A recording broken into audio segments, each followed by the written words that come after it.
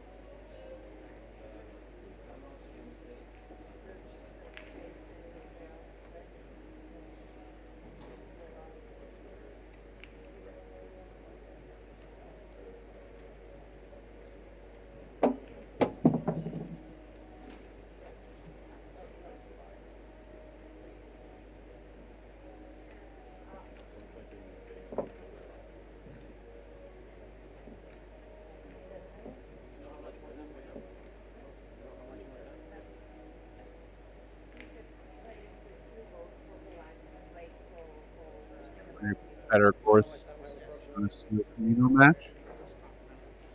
Soon.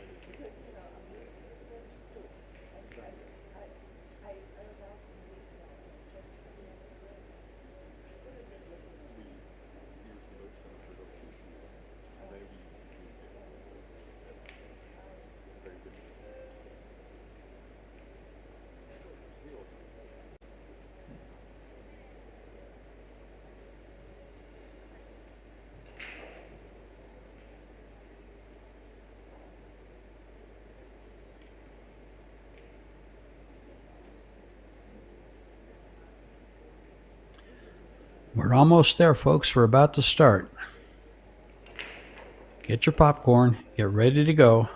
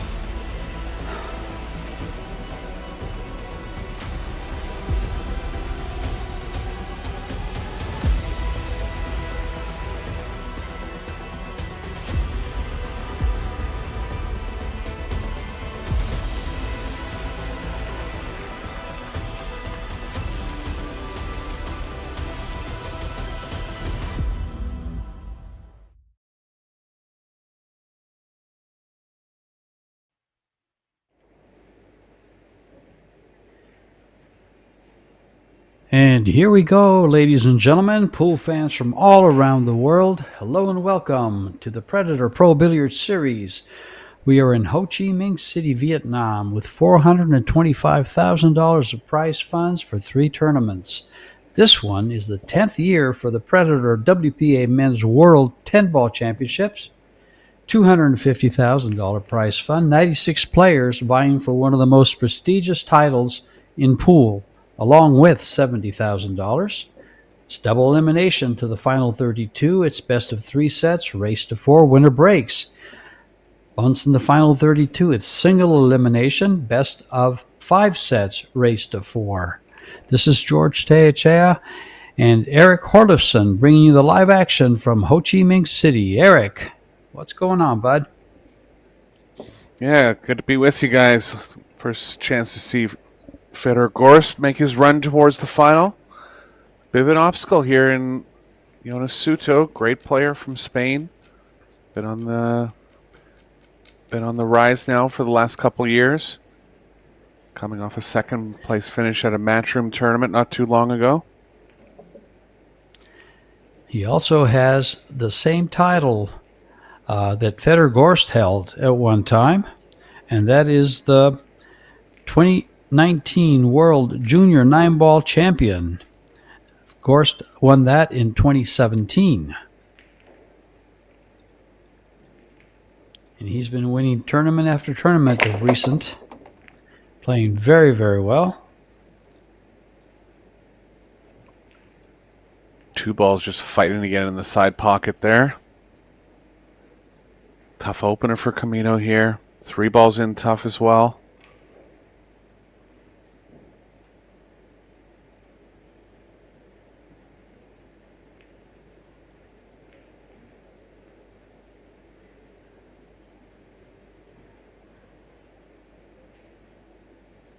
He's going to have to lean towards safe here.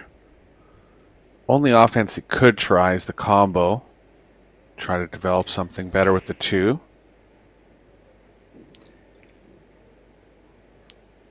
Eric, he could go to the left side.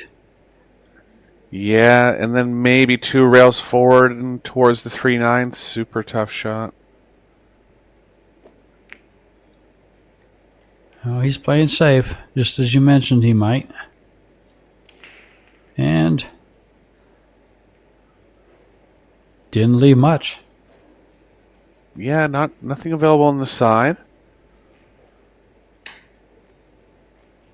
If Fedor can play the cue ball between the 3 and the long rail, he will.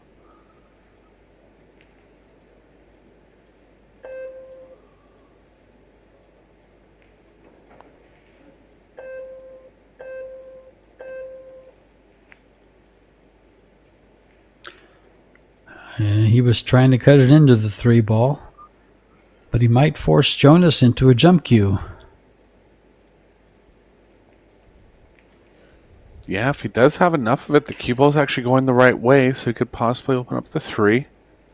Hasn't gone for the jump cue yet. Defensive play would be just to roll the cue ball forward slightly and play some kind of safe behind the 9. Camino's more on the offensive side. He looks to make things happen. There he goes. Took a shot at it. Now, yeah, just cue ball behind the 6 here.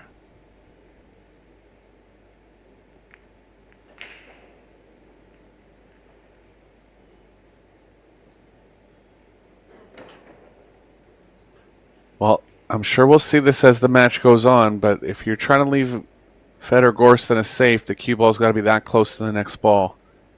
He's one of the best jumpers in the world. This one just too close, though. Really? He's going to try to jump this? Wow. Yes. I've seen him jump balls so close, it's amazing. He's only jumping a little bit of the ball, but still, it's got to get up in the air awfully quick.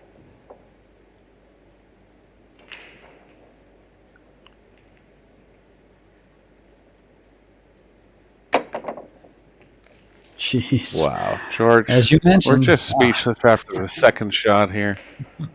Great shot. Withdraw and position. Freed up the cue ball from behind the 6. Just amazing.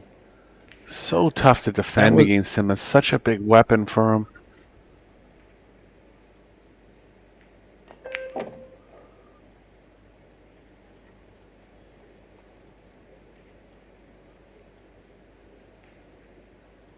Best of 3 sets here. Both players would be looking to win 2 sets outright.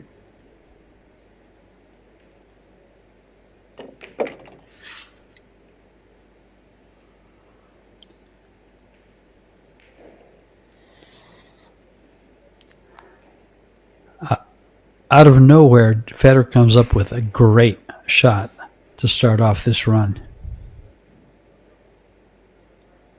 I mean, you leave that ball to 99.999% of the players on this planet, and they're not going to jump it. He did it with ease.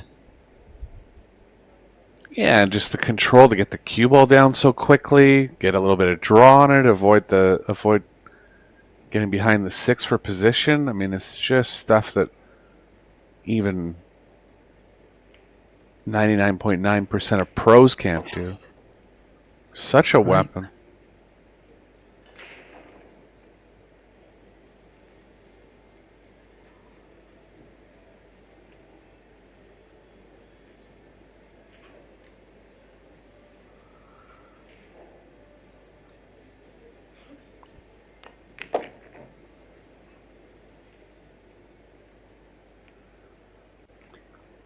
Fedor played in the mixed doubles with his...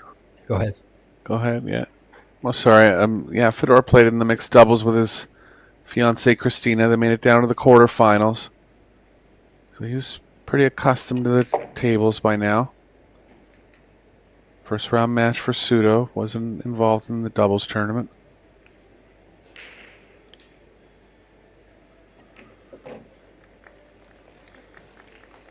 You know, that jump shot by Federer may have been one of the best shots I've seen so far in the mixed doubles and the 10-ball qualifier. That was amazing. Yeah. It's a tough first round match, you know, as I was saying. Look at this. Nice. That was it. As I was saying, Sudo is more than capable. So Federer will have to play well, but that's what he does. And Jonas has been surprising a lot of players these past couple of months.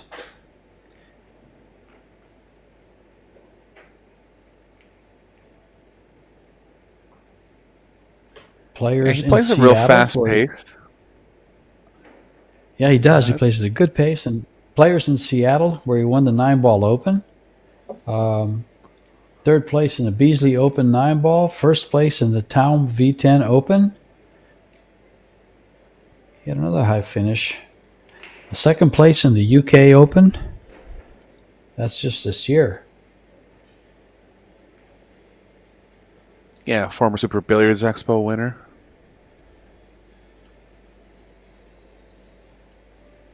Gorst to break. Game number 2. Who lost the cue ball?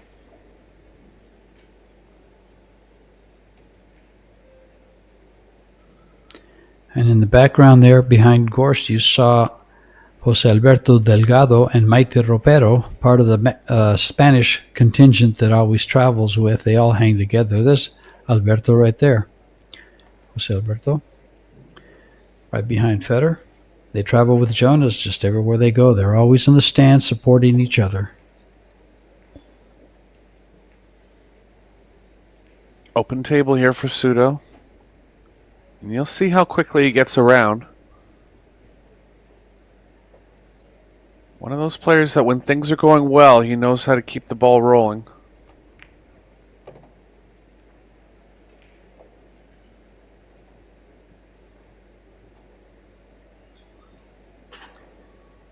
Actually just taking slightly more time than he usually does here. Just trying to get his feet wet in the match, I guess. It's a big match for him. Opening round. You don't want to go to the one-loss side.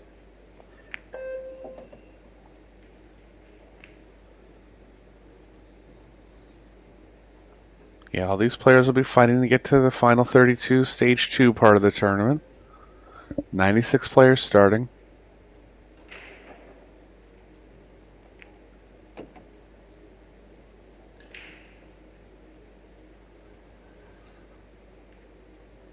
Knows he's going to run into the 8 here. Should be okay.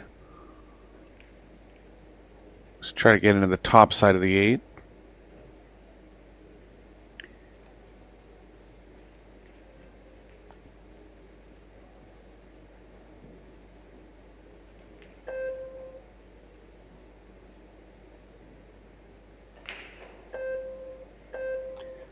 All ball fouls, so he's got to be careful not to touch that ball underneath him.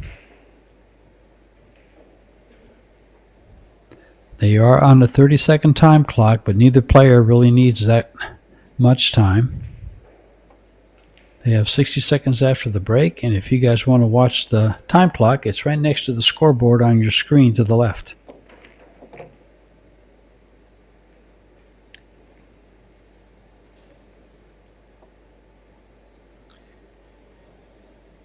little straight here. Forward options are a little more power off the rail. Cue ball's nice and close to the 8.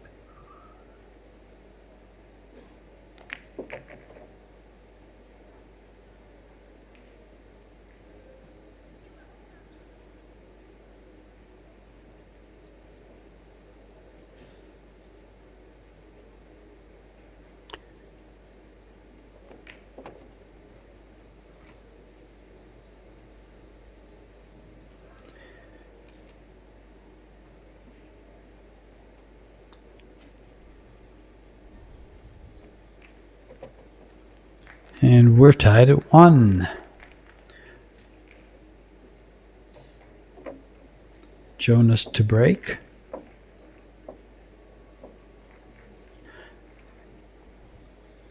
All the previous champions for this tournament are here, right here in Vietnam, with the exception of Hu Ji-si. The only player to win this World 10-Ball Championship twice is Eklund Kachi. Carlo Beato is your reigning champion, who hopes to be the first player to win it twice in a row.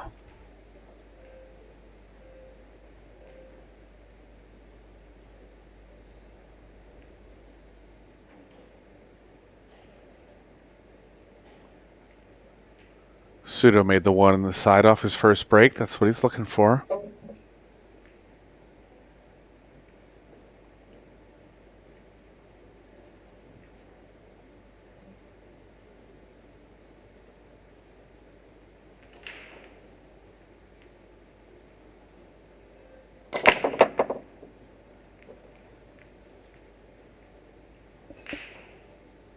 Didn't get it this time, but 10 ball down, not a win.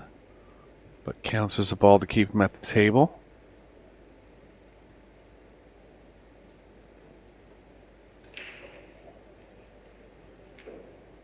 No shot on the 1 here. Might have the right edge.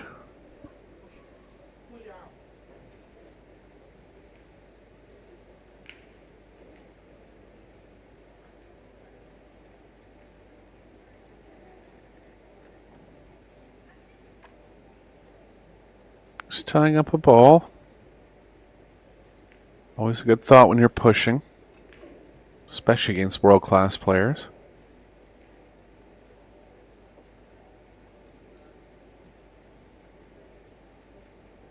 See what Federer can come up with here. Looks like he has an idea pretty quickly.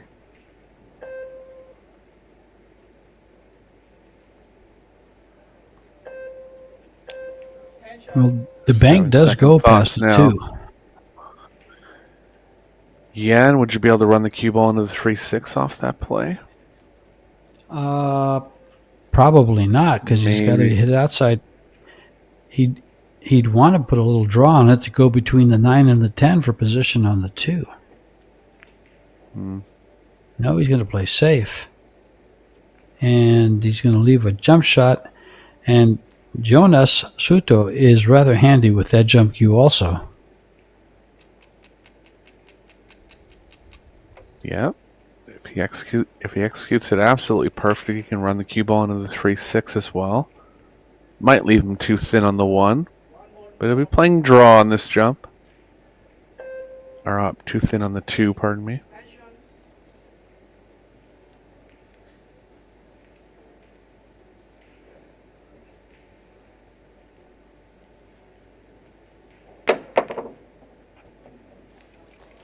Got it. There you go. He hit contact with the 6. Yeah, main thing was to get on the 2 there. He did. Not going to be any breakouts available on the 3-6.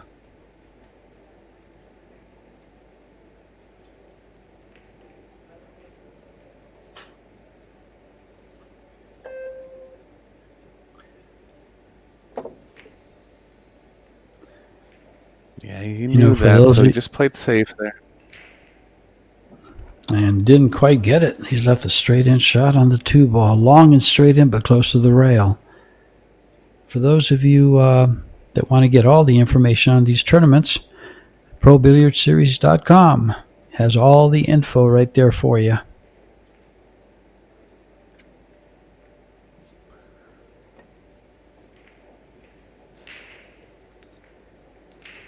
Yeah, this 3-ball posing a big problem for both players, so just a bit of chalking around here.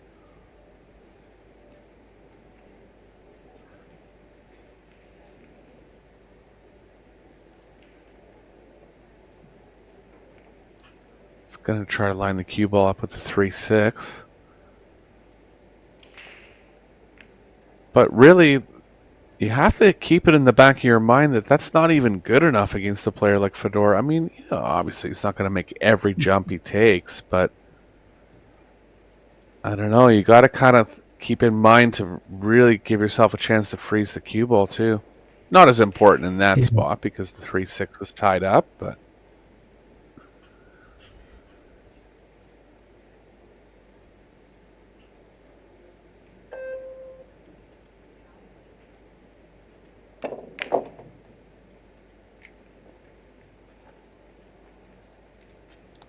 good distance pocketing with speed there. Not the best spot here. If you can hit it thin enough to play the cue ball near the 9, and just kind of stop the 3 where the 6 is, that could play well.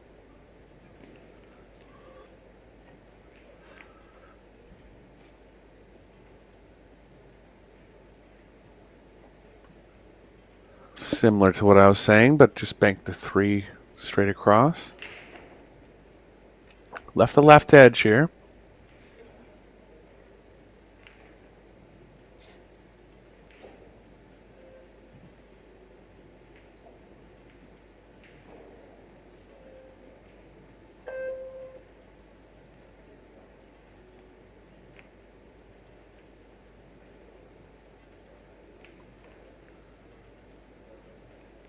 Little hard on the speed. Cue ball's running into the 10. Never be able to hit it with enough speed to get back down table for the 4 if he does hit the 10. Could get really aggressive and try to draw the cue ball between the 9-10. I think he is. This will be a great shot if he's able to pull this off.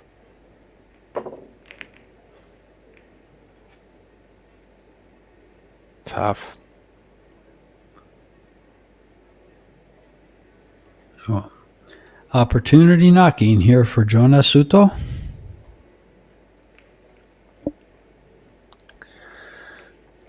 Just the fact that he was down to try that shot tells me he's feeling good.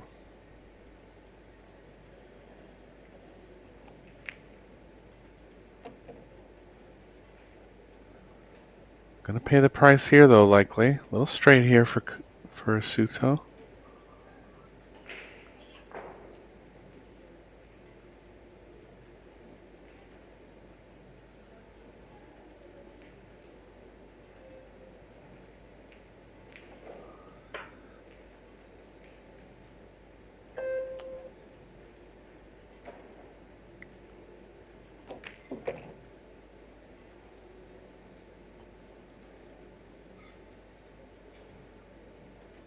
Slightly wrong angled here.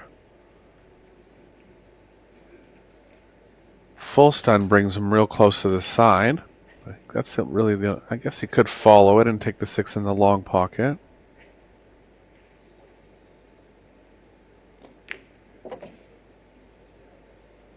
Nicely played.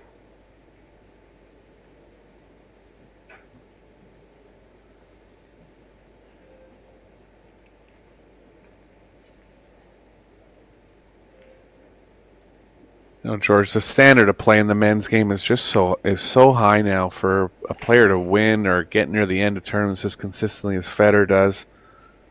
Just wonder how it happens. It's only from just being so strong in so many different situations. Well, and part of it is the competition today forces you to play better and get better and better. Their work with the jump cue, that brings a lot of talent to the game. They get so good that it's, that shot in the first rack spoke for itself. And it's not just him. It's, players like Filler, Shane, this young man right here coming up as strong as he has. I can just go on and on with the number of players. Beato kicks his, wow. He can kick as well as they use the jump cue. It's just amazing. Yeah, to be a consistent winner, you just really can't have any holes in your game at all. No. And we found that there is really no consistent winner. Look at the tournaments going around. They're sharing them. Pool's getting to where you don't have one player dominating everything. And you see some great matches. You see some great finals.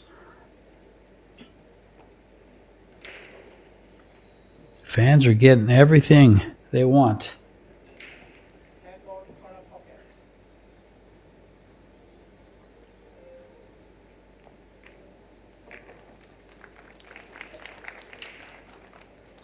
And there's the first lead of the game.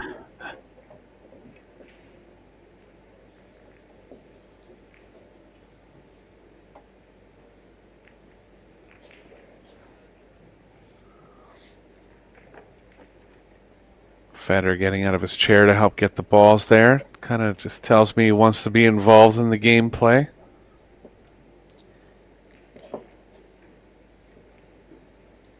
There's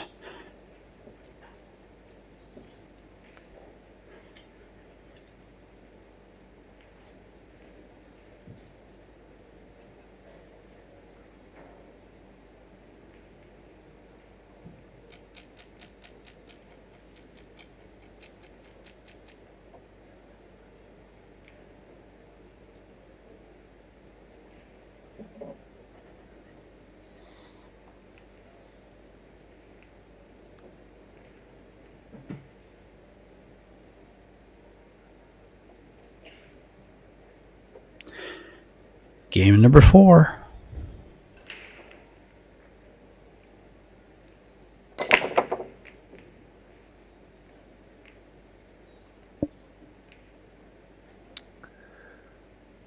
One ball going right near the side there, but kicked away. 2 10s lined up, but early 10s don't count in WPA rules. 10 will spot. Just got to find a way to play position on the 2 off the combo.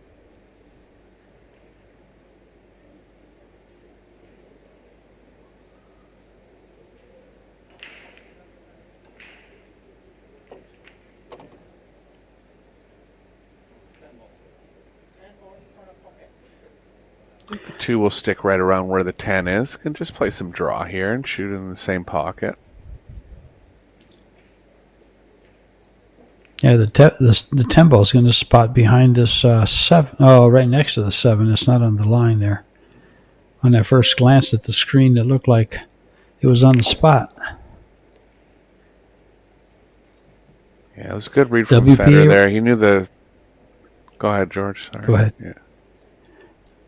I was just going to say that the 2 was... Go ahead. Sorry, guys. We're not sitting next to each other here. We're doing it remotely, so we have our little interrupting moments here and there. Go ahead. I was going to... actually, I forgot what I was going to say. Go for it. Where the 10 was spotting, I think you're just saying, yeah. Yeah, it was WPA rules, so no early 10s. That's what I wanted to say. Because we saw early 10s in the mixed doubles. We've been watching.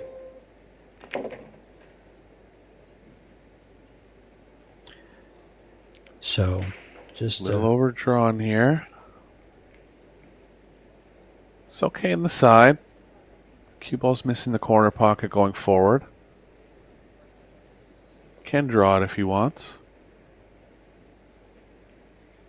Little thin to draw, so just going to have to follow forward here at a slow speed.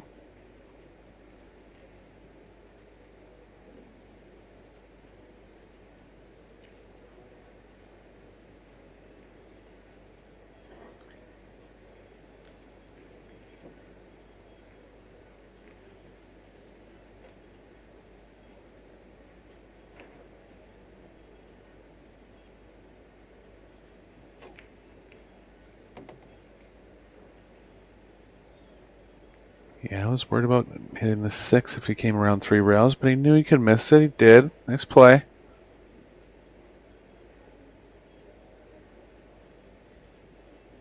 Six ball's very sharp in the side. I think he'll still go there. A little tough to come above it.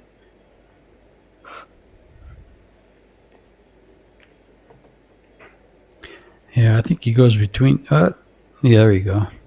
He wanted to come between there, though, not to the ball. Awkward stretch here for Federer. All ball fouls, of course, so can't contact the 9 during execution here.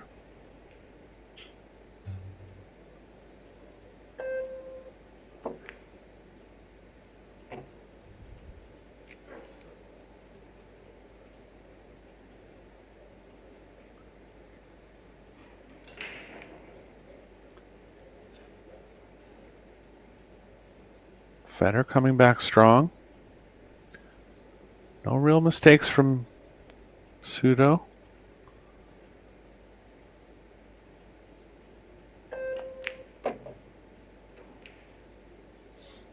Federer still finding a way to hang even with him.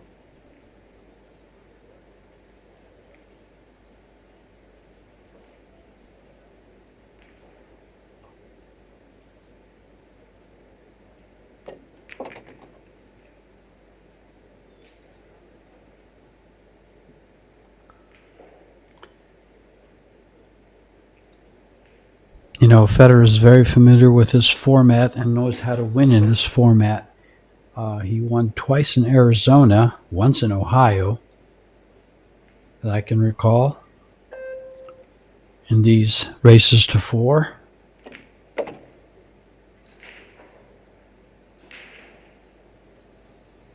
Yeah, I would assume he was a very strong shootout player too. Just pockets so well. Yeah. Whenever the shootouts came up, he won a good percentage of those.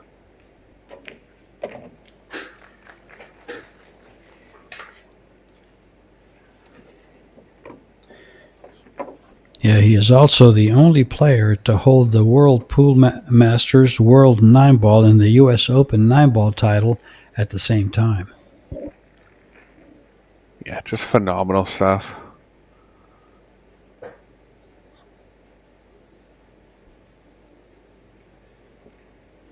Great ambassador for the game. Crossing over into mainstream, he's been on Joe Rogan twice now. Represented the game very well when he's been there. Joe really likes him. He has him on for 2 hours. Both times he was on, they spoke for 2 hours. Yeah, yeah. He offered to hold the match in his studio if I think he said if Filler and Federer play. I remember him saying that. Yeah, that'd be a blockbuster.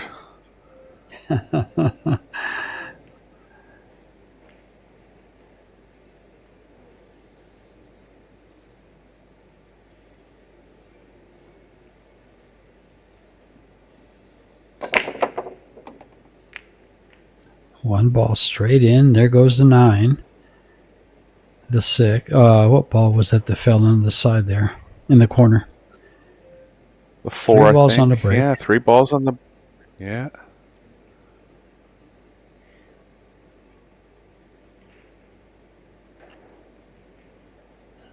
Thin shot on the 2 here. Just gonna see exactly how it ended up. Might be too thin. It is. He'll create natural distance if he cuts the 2 in the bottom left. Looks like he's gonna have a go at it here.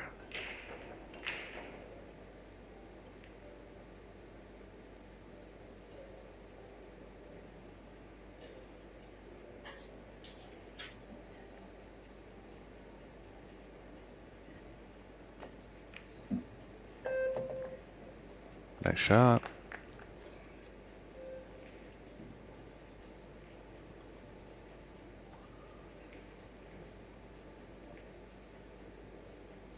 Might have to come around 2 rails here, just lengthen the track of the cue ball. Would want to play the 5 in the side ideally. Just a little thin for that.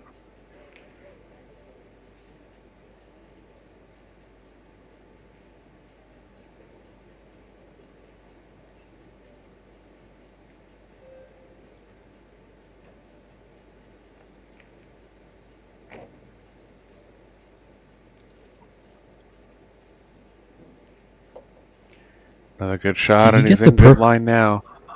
Yeah. I thought the 6 ball wouldn't go by the 7. It does. Yeah, I think it will. Yeah. If not, he's got the perfect angle to draw into the 7.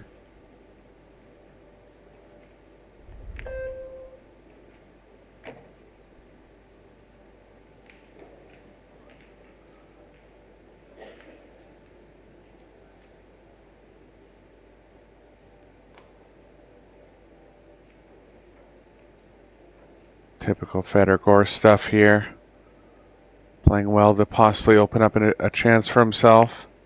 Coming with the big break in rack number 5.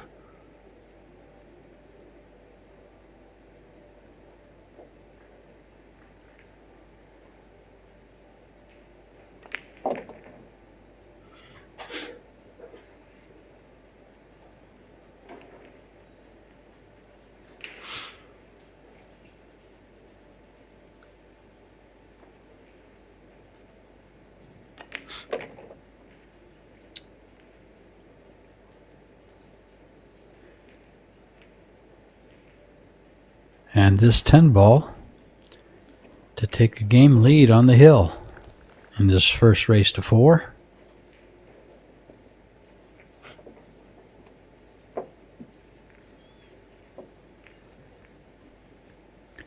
Those are the Predator Arc tables, 3-piece slates, covered with Arcadia cloth, the Predator Arcadia cloth. They're using the Predator Arco 2 balls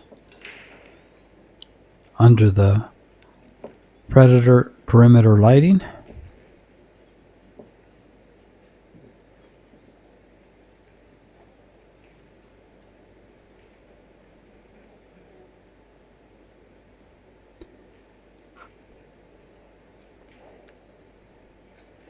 And I believe that's the first break and run of the set.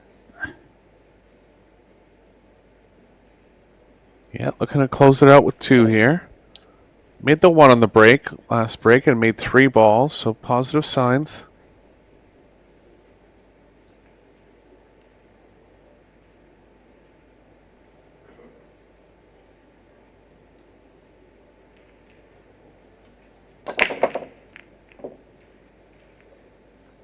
Goes the 3 ball.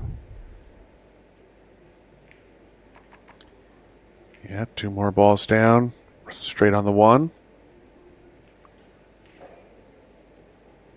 2 ball doesn't go to the most obvious pocket. See if he has a little angle going to the right off this 1. He can go 2 rails forward if he does.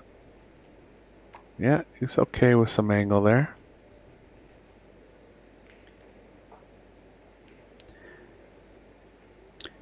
You know, it's funny, Federer on his last match with Shane put on an absolute clinic and won, I think it was 9-0. But he went off, and I think the following day or a couple days later, runs 13 racks in a row. So I would say he's in stroke. I saw that in warm-up for the China Open. Made it to the semifinals there. But yeah, as we were talking about the overall level in the men's game, think about Federer winning those 3 majors in 1 year, and it's just 1 match, but Shane beat him 9-0 there. So it's like, you know, he's playing at the same level too. Yeah, I watched that match, and it was an absolute clinic. Everything went Shane's way, and he just broke the balls great. I think he had 5 break and runs in the set. Yeah, you have to blank a player like him. Narrowly missing the bank there. Left it tough for Sudo.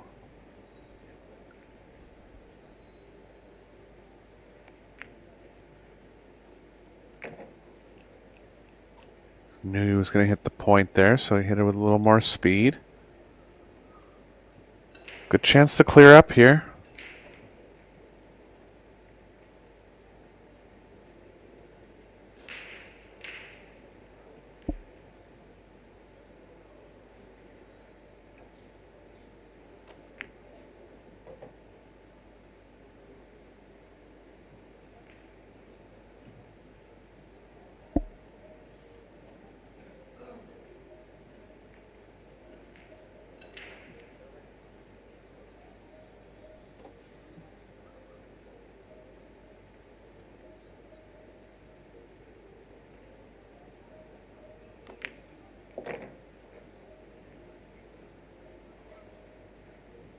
Likely drawing back 2 rails here for the 8 in the side. Can hold for the corner if he likes. He's actually taking a look at that now. I kind of prefer that, Eric, because that side pocket plays so big if he tries to get up there for the side. We'll see. Looks like he's going up there. He is. No problem. Yeah, it was just a little. Yeah, it was just a little thin. Kind of hold it for the corner. Wants an angle going to the left here. I think he barely has it. Just looking at what parts of the pocket he might need to target to make that happen.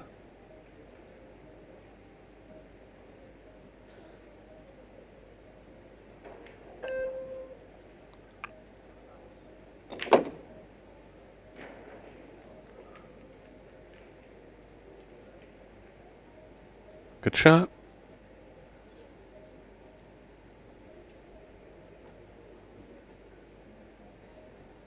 Looking at Hill here in the first set.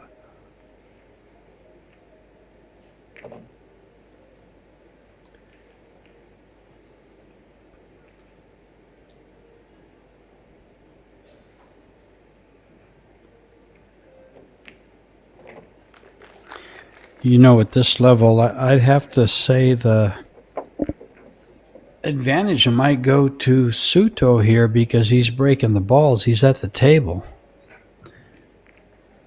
A lot of it is this break, though. Can he break as good as Federer has?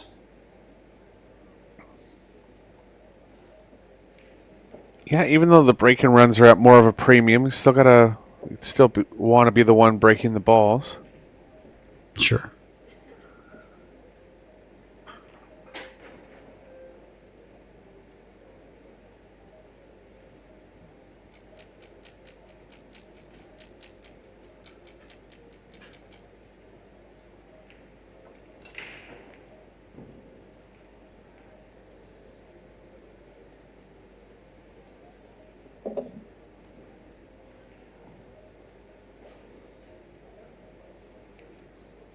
Both breaking from the same spot on the table, both making the 1.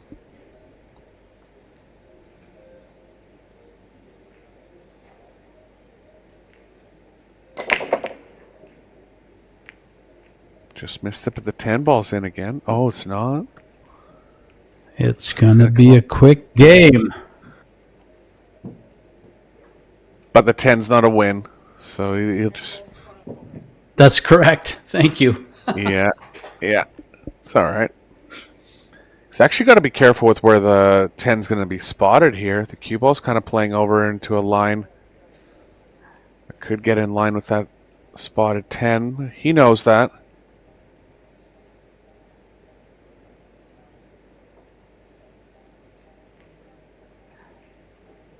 I wonder if he'll even consider I think he's considering making the 1 ball follow the 10, so he wants to play shape on the 2. He hits it square, probably will. It's pretty deep.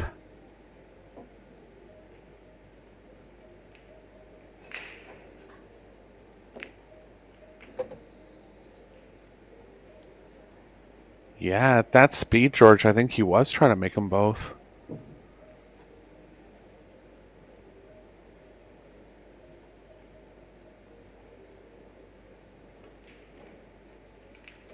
Again, cue ball really close to the object ball here, but considering the jump, not gonna this time.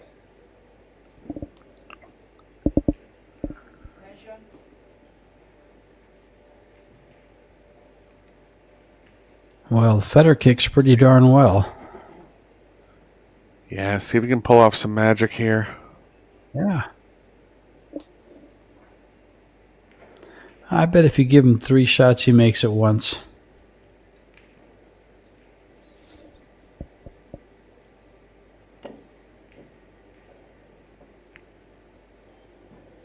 No rail. Chance for pseudo. Rack decently open. 4 to the 5 will be the toughest positional shot. Can choose to come above it or underneath it.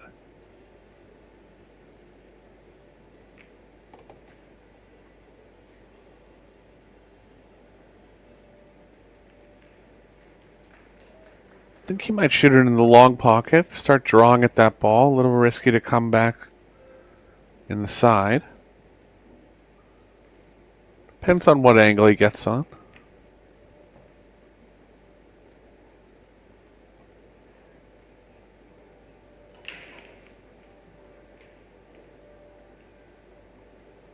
Just thinking about it now.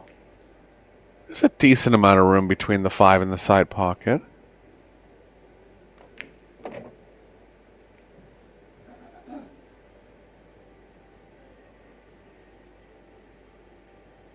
I think he will draw it now, just a little thicker.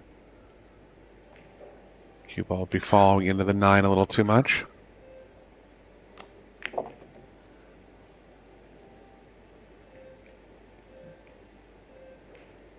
Nicely played.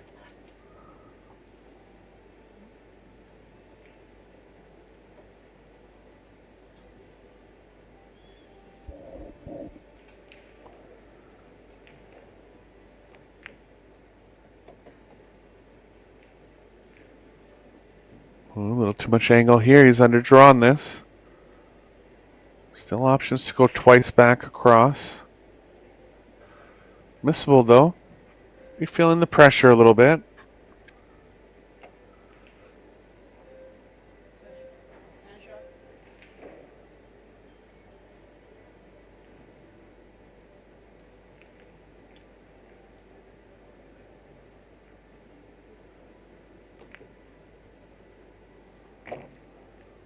Got it. Didn't even touch a rail on the way in.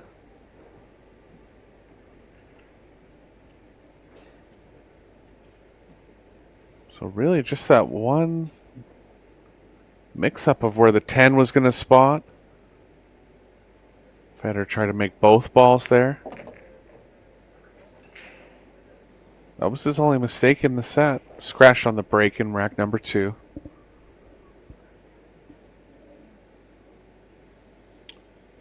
And lost the game.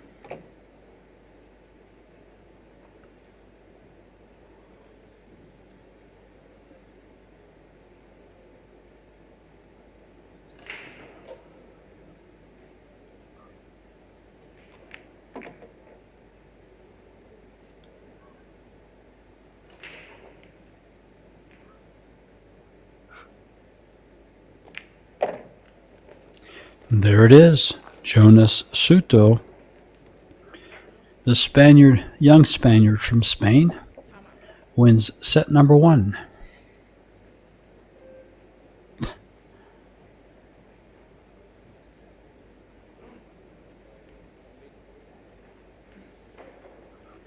There's some stats for us to take a look at.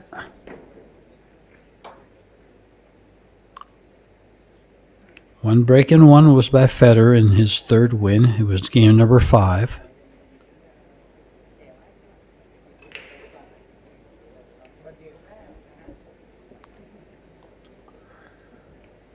This shot total for Federer seems kind of high. I don't remember him missing 4 balls. Probably just...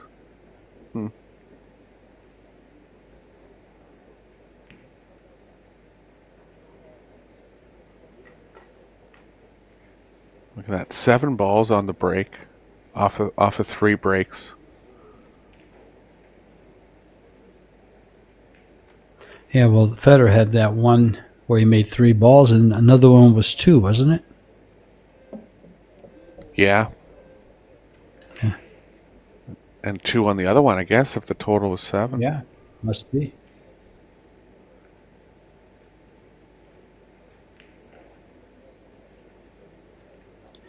Well, players are on break, and we can give you a rundown on what has happened. We had the mixed doubles, the box billiard mixed doubles, in which we had a great final match between the Killer Fillers and Jaeyu Cho and Koping Chung. Koping Chung and Jaeyu Cho played absolutely brilliantly up until the final.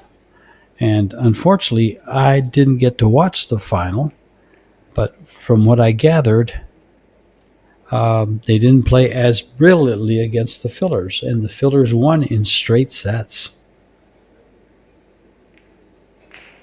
$40,000 first prize, $20,000 second prize. Federer and Christina, since Federer's playing now, finished 5th through 8th. They made the quarterfinals.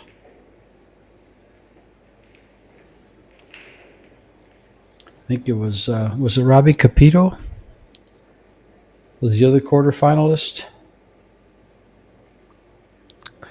I think they no, might have he made made it a all the way to the semifinal. He made a semifinal. semifinal. Yeah. Sure. Yeah, they lost. They lost to the Fillers.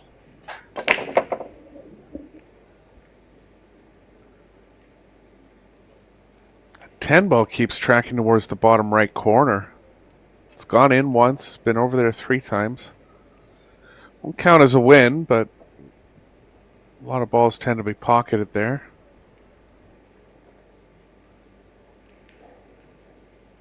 Chance for Sudo here. Just landed right on the 1. Just keep the momentum going. He's, definitely capable of pulling off the upset. Played good in the first set. Oh, and by the way, the third event is the 2025 Saigon Women's 9-Ball Open, which just kicked off this morning. And we've had 2 rounds of that we were able to commentate.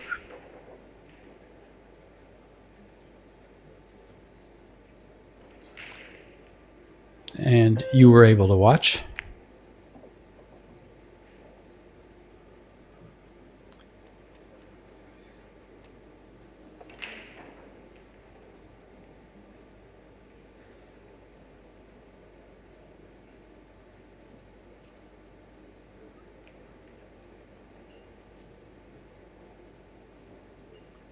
It's got a little straight here. Might be forced to play into the combo. He'll do everything he can not to. Combo on the 4-9, I mean. If he's going to come up the left side of the table, he's got to put a big kind of stun follow stroke on the ball. Lots of speed here. Great shot. Give himself a chance. Just came towards it a little too much.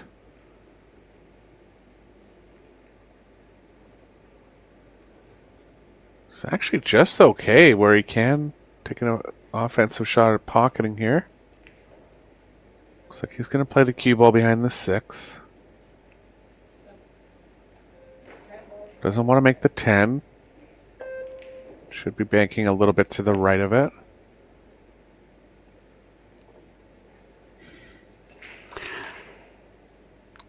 Had a little hop in his step there when he thought it might go in the side pocket.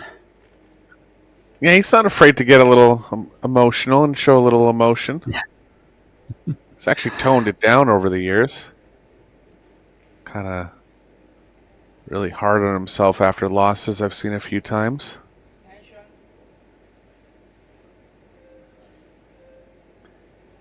That means he plays with his heart.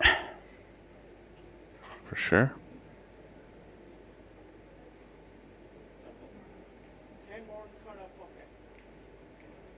Let's put him in a bad spot here. No jump available. Kick into a combo.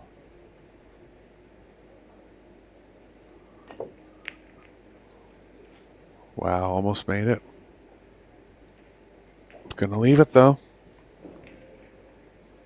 Over top of the 5, but he can just roll the 4 in here.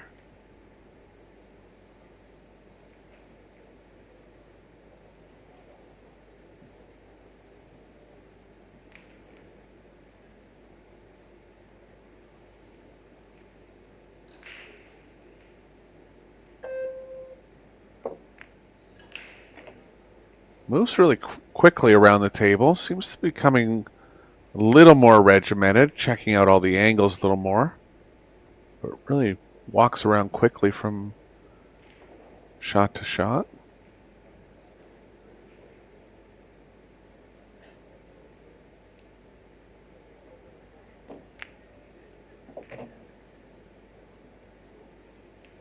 Shot there. If he's able to get through this rack, he'll have the next break going forward. Chances to start seeing the finish line.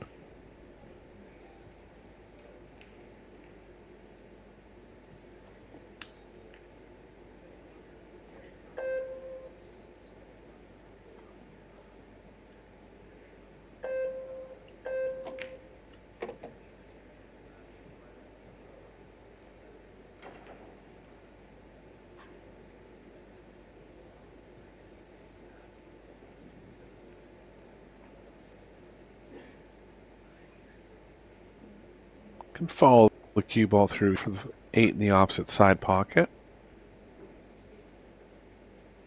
I'm just going to draw, move the cue ball a little less. Was a follow.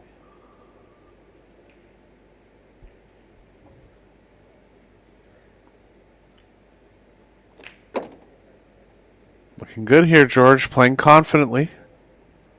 Oh, he is. And when he gets on a roll like he looks like he's getting to or is on, he's dangerous, very dangerous.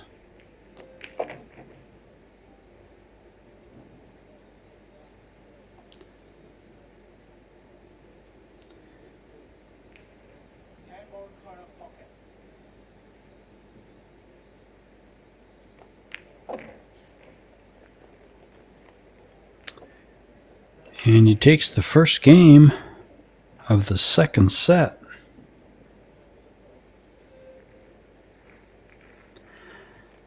Another tournament that was held here is 96 players were playing 10 ball for 16 spots to get into this World 10 ball championship. And the 16 spots, I forgot all the names, but I can tell you 7 of them were Pinoy. Yeah, good opportunity for them. Players that maybe don't get a chance to come over to North America for all the Pro Billiard Series events, so weren't ranked high enough. But short enough flight to take a shot over here in Vietnam. AJ Manas, one of the most notable of that pack. Michael Feliciano in there as well. Raymond Farhan. Goes the 10 ball. Mess. Yeah, it's playing towards that corner a lot. That's 4 times now. Yeah. So what it means is the ball that's on the 4th row, the 7 ball, is not really frozen with the 10. That's why it's going that way.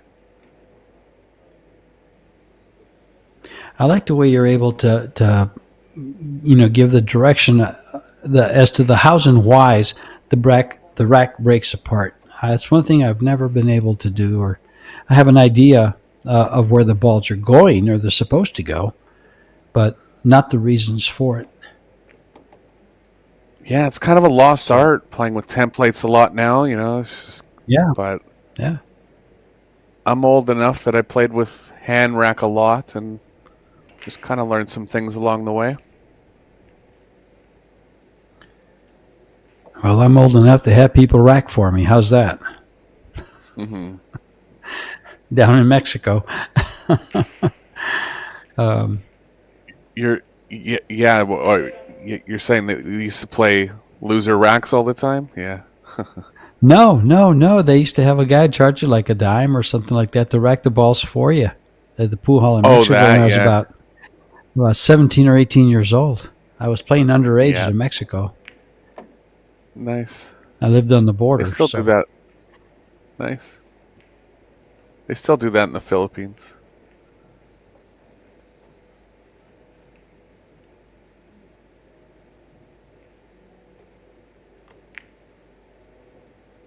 Pseudo looking good here.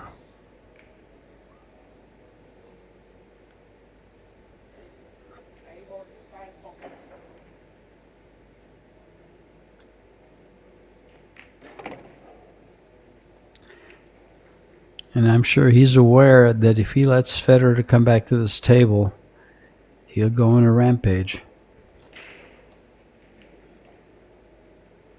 Because the only place you're safe from Federer is if he's in that chair.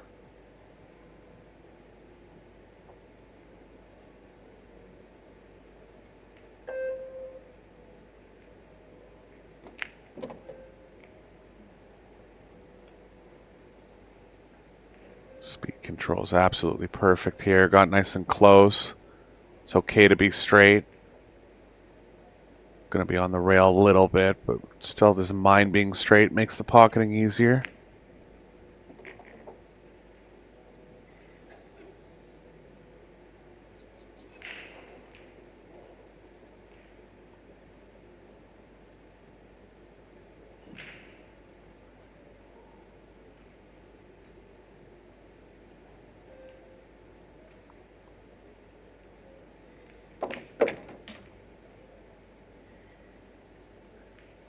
Loser of this match will have to win about 4 matches to make it back to the single elimination stage. So Federer will be pushing hard here if he's able to get another chance. Suto's starting to get the break and run game going now.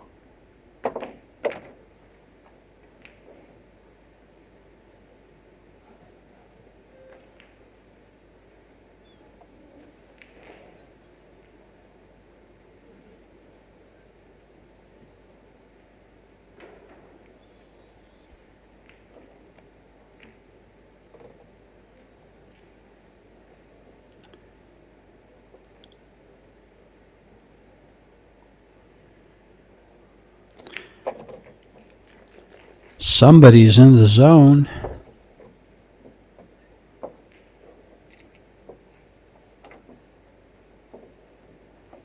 Absolutely. Federer hasn't played bad. Suto just playing a little bit better. Won the close one in the first set. Good lead now.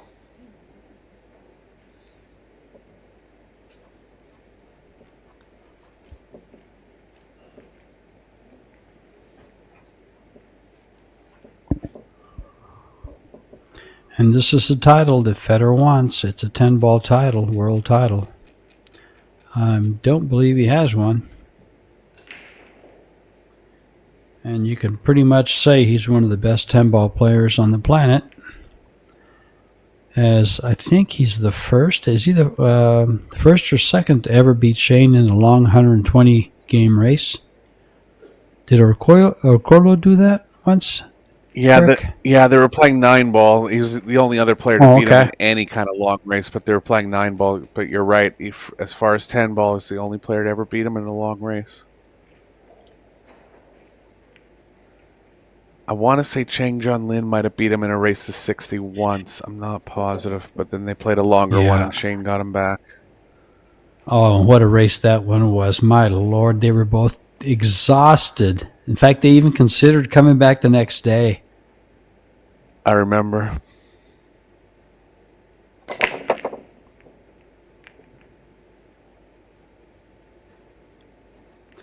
Well, Federer's going to come to the table. With a shot on the one, too. Yeah, I wonder if he'll get ambitious here and play this ball with a bunch of right. Kind of risk going into the 3 at that point. Don't want to hit the long rail in the inside of the 3 because there's a risk of a scratch.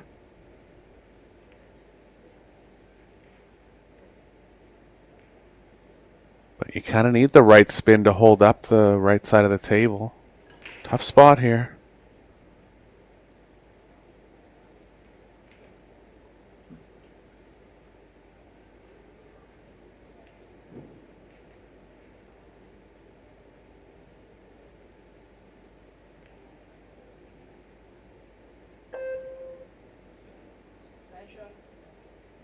Yeah, he's still not sure. He knows the cue ball is playing right towards the 3 to the point where he might not even play it. It looks like... Yeah, he didn't even play it.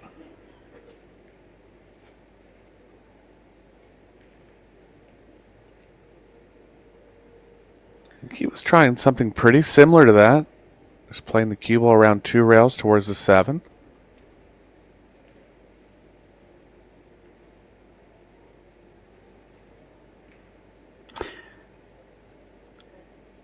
You know, Jonas is right on the verge of an 800 Fargo. He's at 797. Federer, of course, I think is the second highest or third highest at 848.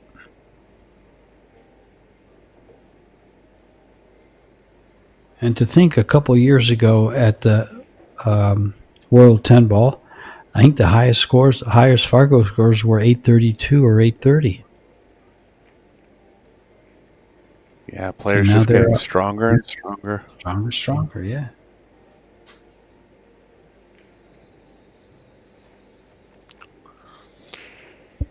Smart shot by Federer on the first shot of the rack.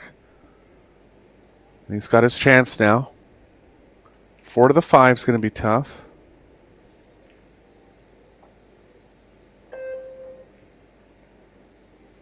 I think his only option on the 4 is to get straight on it and play some kind of straight back draw.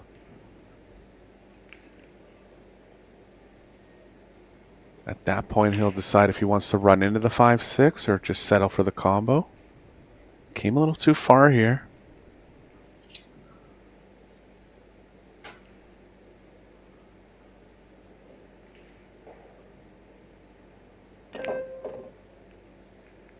Uh-oh. Ooh, I thought he was going to hit that 7 ball full and might get stuck behind the 5-6. He's got a shot. Yeah, I wonder if he'll consider running into the 5-6 now. Plays over decently natural.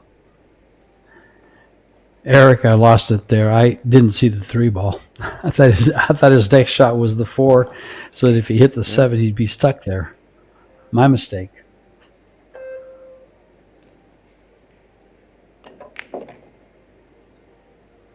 There he goes, opening it up. Didn't want to get into the top side of it, and this is trouble for Gorst here. He might be able to go rail first. Oh, I don't think it goes by. Doesn't go by the 6. He's called it. Oh, maybe just because he's calling that pocket. Yeah. No, he's got to go to the long rail here. Yeah, the first angle I saw, it looked like he might have room, and from this angle, no way. Even see from right here, it looks like it does. From the over, look at this shot. That was so close. He's left it though. I think Pseudo's thick enough that he can hold the cue ball. Might just play behind the 8 here. Just picture yourself playing Federer, and you shoot that shot. What goes through your mind? You better freeze the cue ball. Right frozen. No, as I walk away from the shot, I'm going to say, jump this one. Oh, you're right. Yeah.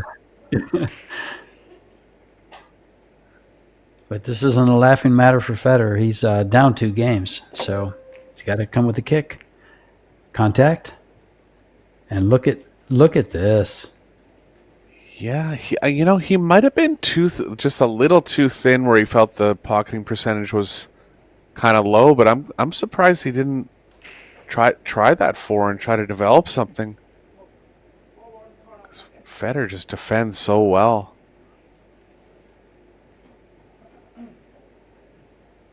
Well, he's given a lot of credit for his jumping ability. I give him a lot of credit for his kicking ability, too. Sure.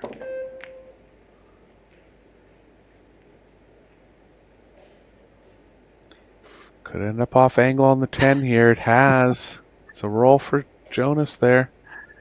Yeah, nothing's coming easy for either player.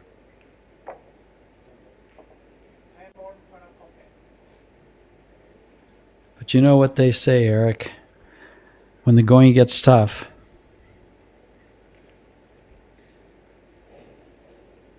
the tough get going.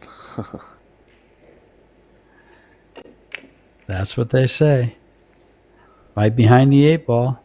It's too much spin. It's going to come out, but he's got other cover. See if he's left the left edge here.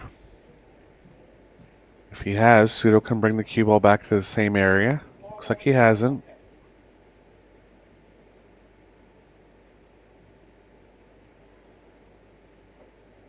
Going to play with a bunch of right spin. Bend the cue ball back towards the 4.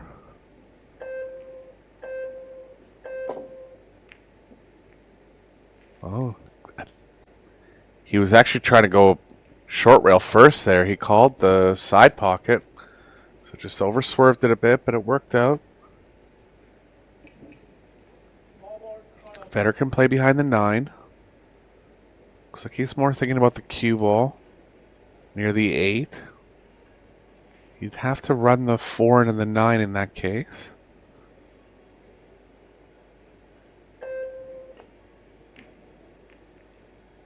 Nice shot.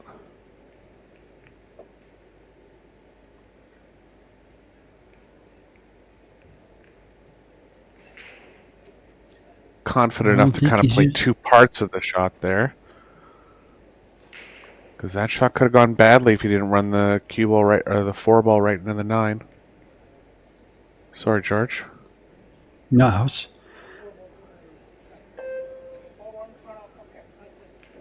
Similar shot here to his last one. Full ball messe. Move Caught to 7 on the way through. Yeah. And this is so what after a bit of anxiousness, Federer's back on offense here.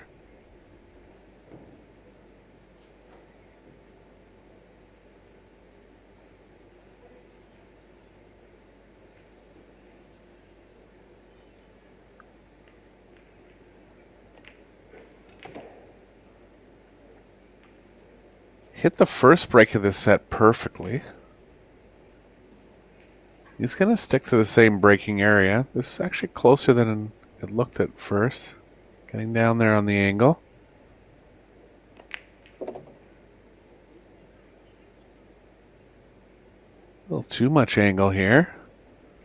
You'll want to be drawing to the left of the 10.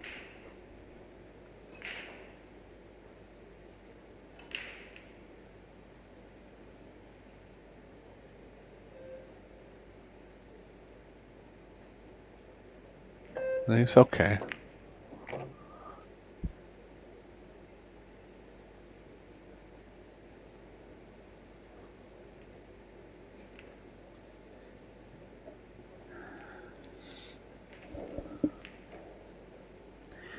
You know, one of the things you've spoken to is how these side pockets have been missed quite a bit because they're so sharp and they look smaller.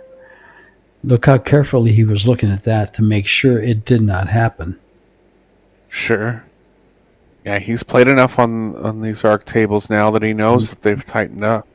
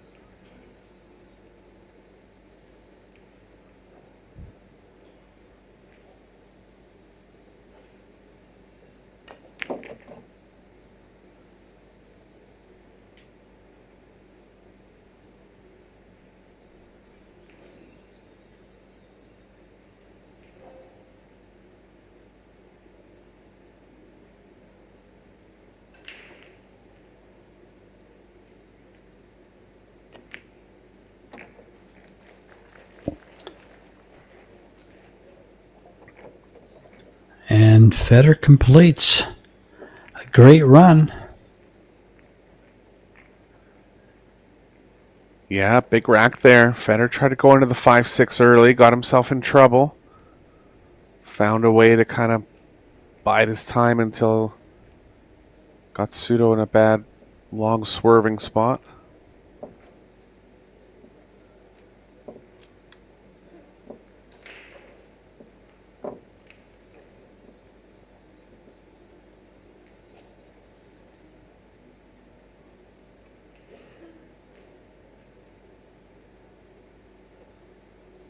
I wonder if these two ever played as juniors. They're looks like they're 2 years apart. Yeah, Suto is 23, Federer's 25. So, like I said earlier, the 2019 World Junior 9-ball champion, and Gorst won that tournament in 2017. There's the 2 years, so maybe they didn't play as juniors. Yeah, that was an interesting bit of info. I didn't know Camino had won the World Junior Championship, so he's been a top player for a long time.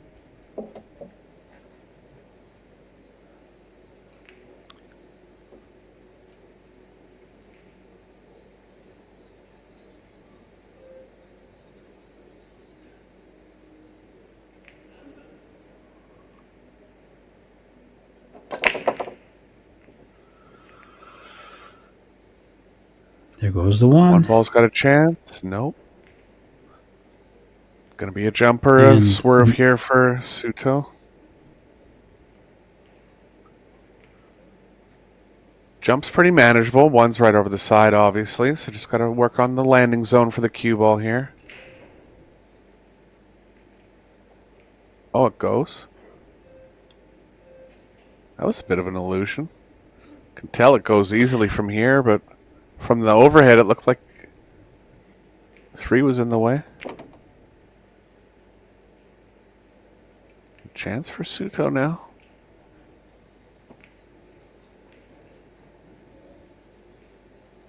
Four's not exactly lined up with the 7. He'll be okay to make it, but he won't be able to stick the 4 where the 7 is. It's playing off to the right a little.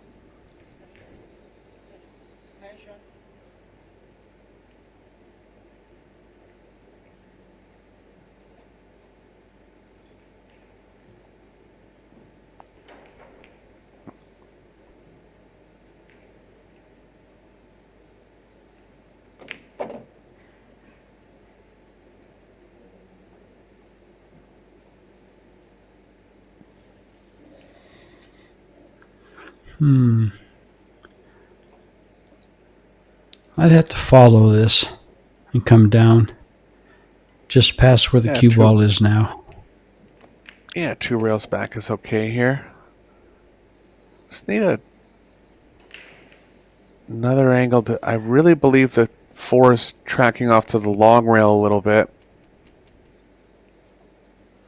Yeah, this is going to be tricky because he could just, park the 4 along the long rail and pocket the 7, but the 5 ball blocks the shot, so he has to develop a pocket for it. Yeah, that's a good angle there. For sure is going that way. Gonna have to figure something out here. Opened it up. That's gonna be okay. Doesn't seem happy with it. I'd be happy with that.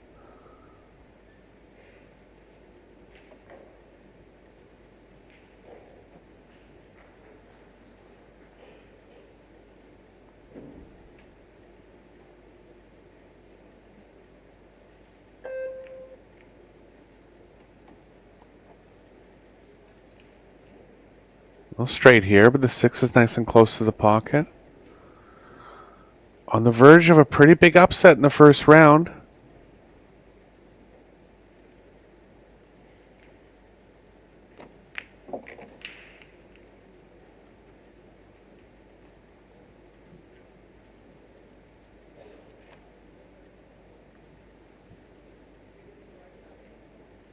Federer Gorst, first time he won the World Pool Championship, lost very early in the tournament, might even been first round, came all the way back and won the tournament.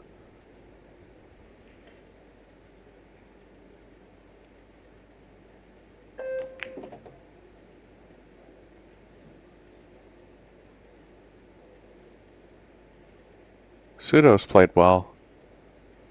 Just plays with. Yes, he has. Yeah, just plays with high energy. Good offensive trend to his game. Look out. Just okay.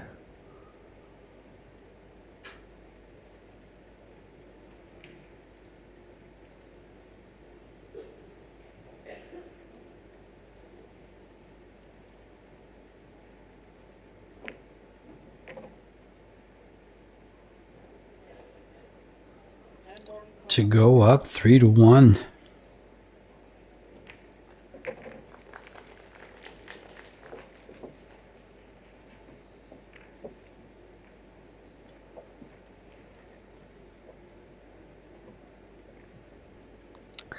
Yeah, Federer had a couple big breaks, but also scratched once and didn't make a ball twice and left Camino the opening shot. Yeah, what stood out the most was when he went for that was it the 110 combo, and tried to make them both Yep. at the same. He appeared to try to make them both at the same time, and got behind the deuce with the cue ball, and I think he turned the table over, if I remember correctly. Yeah, he had a shot. Well, that was on the hill, so he had some kind of chance to actually win the first set. Missed the bank on the 2-ball in the first set, too, just by the slightest of margins.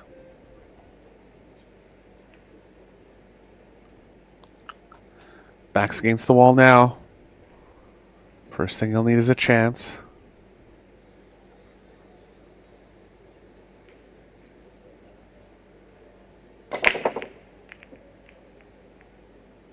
Ten-ball playing that way again, not going in.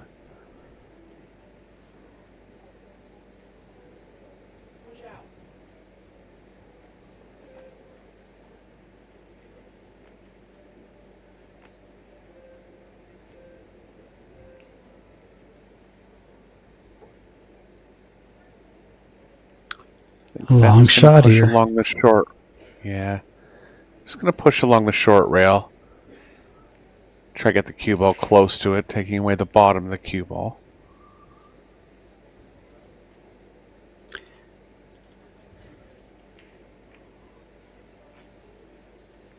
And tying up a ball. Tried to, but didn't actually.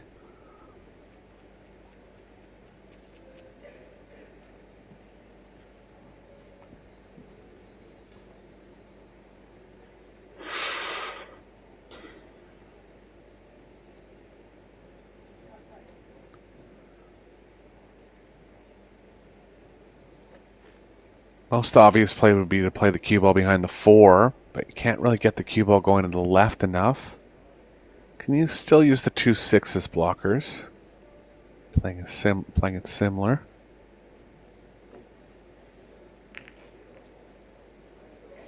Oh, caught the double kiss, and he's left something.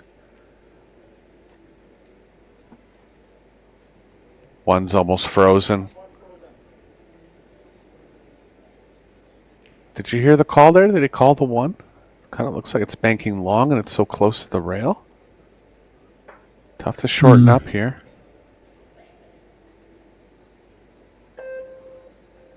He might be able to stiffen that up for the side pocket. Nope, he's not even going to try. He likes coming down this way better. Oh, he's got him over top of the 4 here. Yeah. I wonder if Federer will try to make something happen and go at the carom.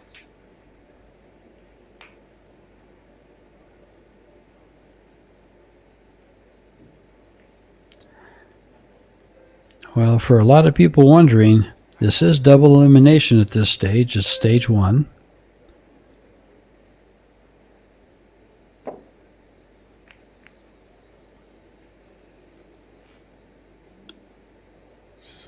Just missed it.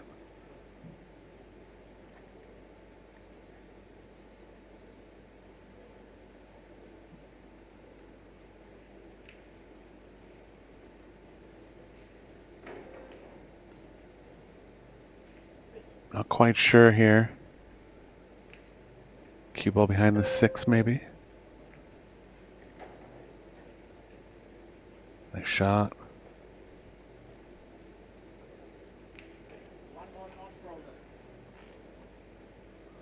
Neutralized Federer's jump cue for most of the match. Federer had an awesome jump in game number 1, but hasn't really used it since then.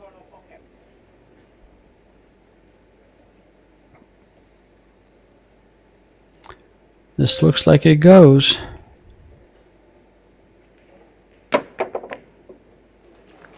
Just It another does. one. Wow.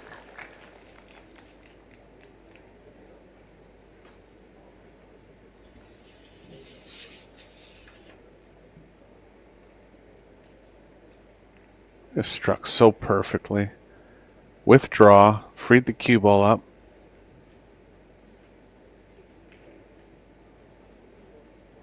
Three-7 combo is going to be okay.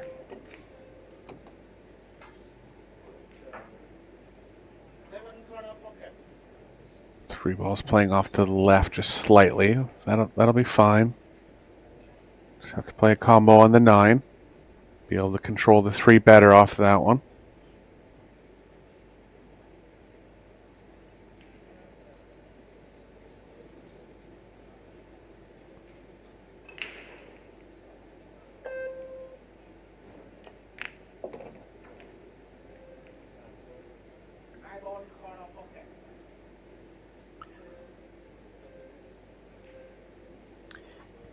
And there's the 3-9. He'll be okay if it follows it in this time.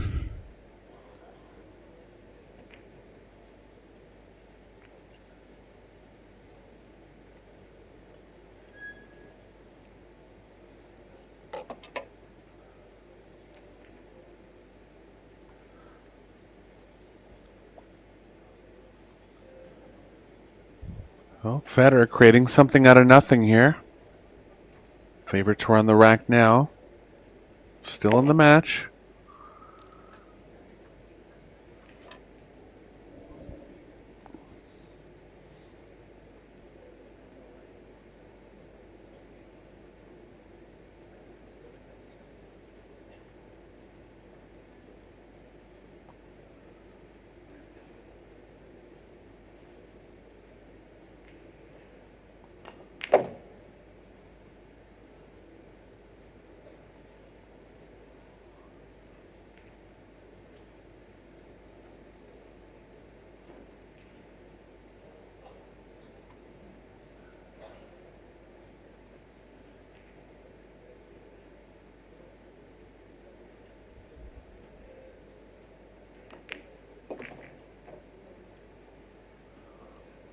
Purposely leaving angles so he can come around 2 rails and shoot the 8 in the shorter pocket.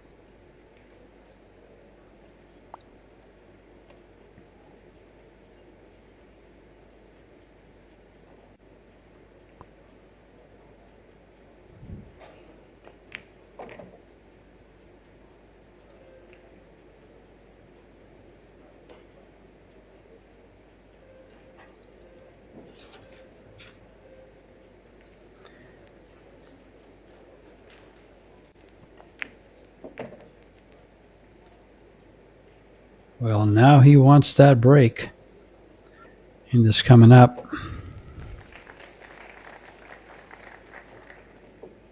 Not only wants it, needs it. Yeah, last thing he wants to do is go on to the loser side in the first round here.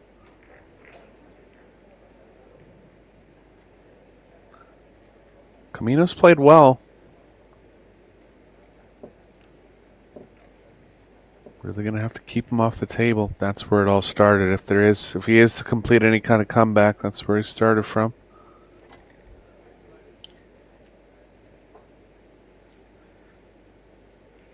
Well, my screen went black. Mine did too. Hopefully we'll be back soon. Broadcasting internationally from Vietnam here. Yeah, we're good.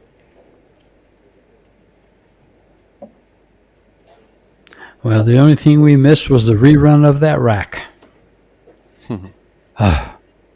Scared me. Federer's going to change sides here. I don't blame him. He's had mixed results from the other side. Knows he can't have another bad one here.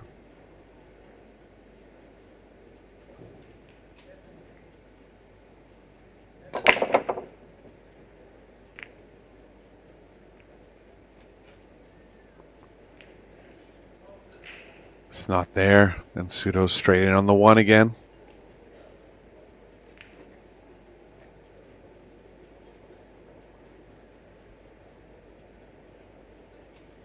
cluster of about 6 balls on the right side of the lower right side of the table.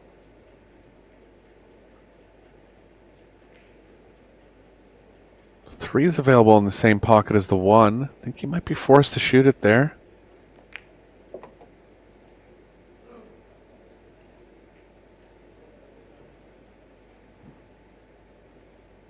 Could play in the side too.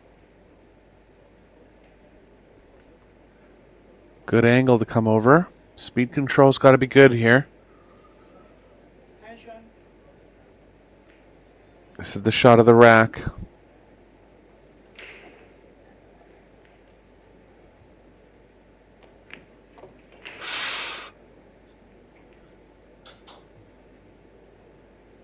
Just a little on the hard side. Choice of side or corner now.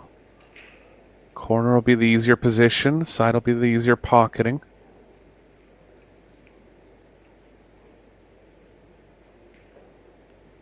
There's a lot of room up the left side of the table, so he can go to the side. Just power fall through to the short rail.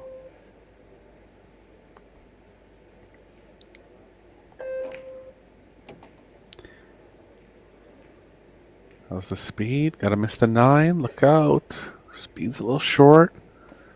Yeah, it's Get another good enough angle to here. play behind the 10. It's good enough to play behind the 10 here. Yeah, it's pretty much a 100% safe, so he has to. He'd be running into the 5 if he tried to cut it in as well.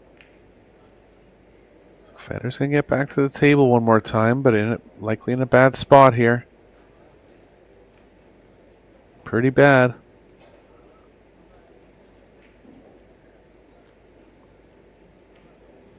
He's going to have to go 2 rails, short rail first.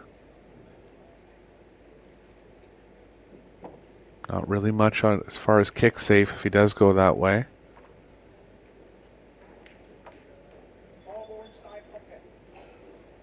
If he hits the bottom side of the 4, he's got a chance to create distance.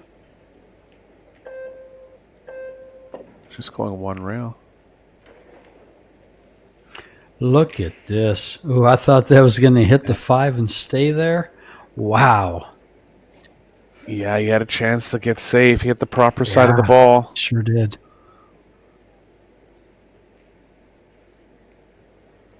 If he nibbles the 6, he could have the 5. He would have stayed there. Now it's open, except the 5 ball doesn't have a pocket. I don't think. No, he tried to draw back for the side here, and he's underdrawn it. Combo's playing too high into the side pocket.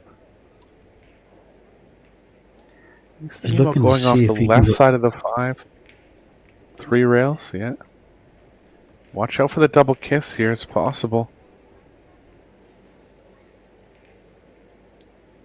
Doesn't want to go in the pocket. Hasn't. Federer in another tough spot now. Wow, looks like he's going to have to go 3 rails at it and kick it from behind. Or does he go just 1 and try to slide off towards the 6-10? Yeah, 3 rails is the easiest kick. I don't think it lends to kick safe at all. Might be the only one he has.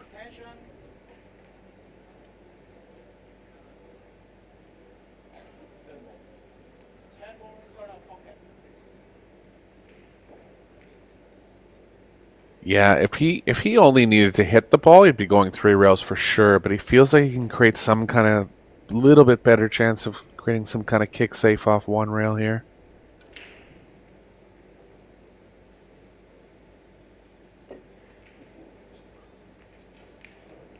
Jeez. And it does go, but there is a shot here. It goes by the 9.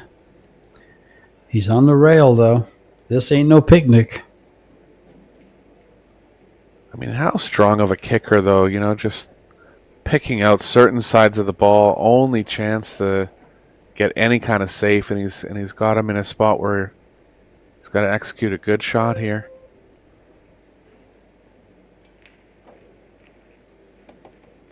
He's got it. Needs to avoid the point he has. And what a match here from Pseudo. He's got the match in his hands now.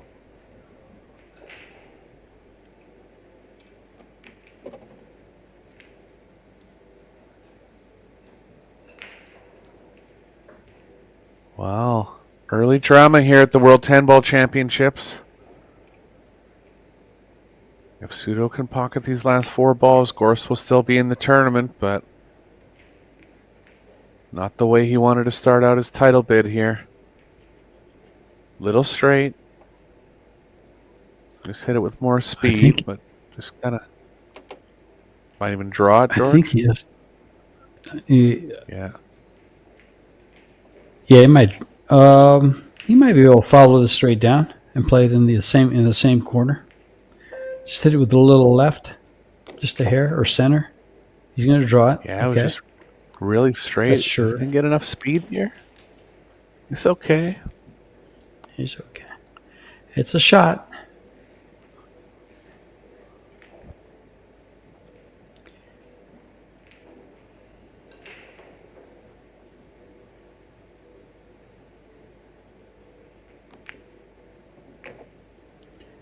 And a 23-year-old Spaniard has this 10 ball to send one of the favorites into the one-loss side. Well played. Jonas Suto, what a match. My Lord. There's some people that are pretty stunned right now, but they should be because Jonas he just played very, very well. And I don't think Federer had the best of luck, but he had some good shots in there. That was Karim Bilaj sitting right there you just looked at. But here's the stats to close up this match. Break and runs. There was one set won by Federer. And I believe that was it. Oh, no, Jonas had one in set 2. As you can see from there on.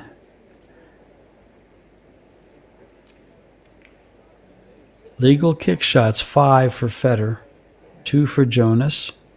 That came in, that made some difference. Not a lot of bank shots. Yeah, I think the Federer missed that one bank shot in the side pocket, which surprised me. But we have one more match this evening here in Vietnam. For those of you that know we're remote commentating, I'm going to bed, guys. This is George Teachea and Eric Horlifson. I think Eric's going to do the same thing. He's in Toronto. So, I got one more round. I'm still in action. Do you? Yeah. Eric, thank you very much, folks, for joining us. George Teachea and Eric Horlifson saying, stay tuned. Talk to you soon.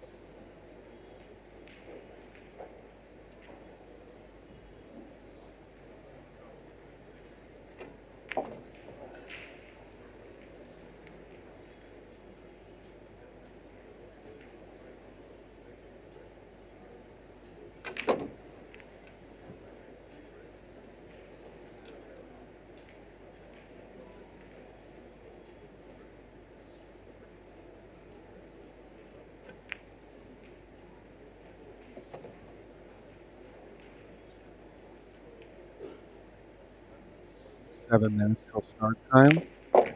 Up, rolling. Win. Yeah, Mark White here. Looking forward to this. The entry of Shane Van Boning against Toan Nguyen. That's coming up for you at 8 p.m. guys. Not long to wait. Eric Olofsson, myself, Mark White, will be in the booth for this one. Don't go anywhere. We'll see you soon.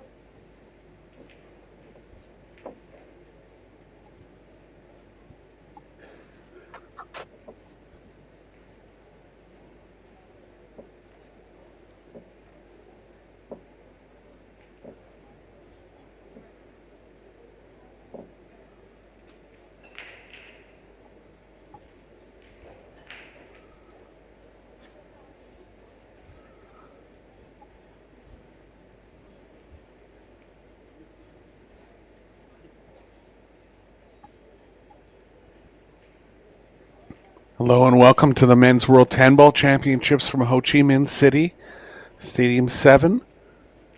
We have a men's first round match between Duong Quoc Hong and Marco Spitzky from Germany. Hometown favorite coming up here.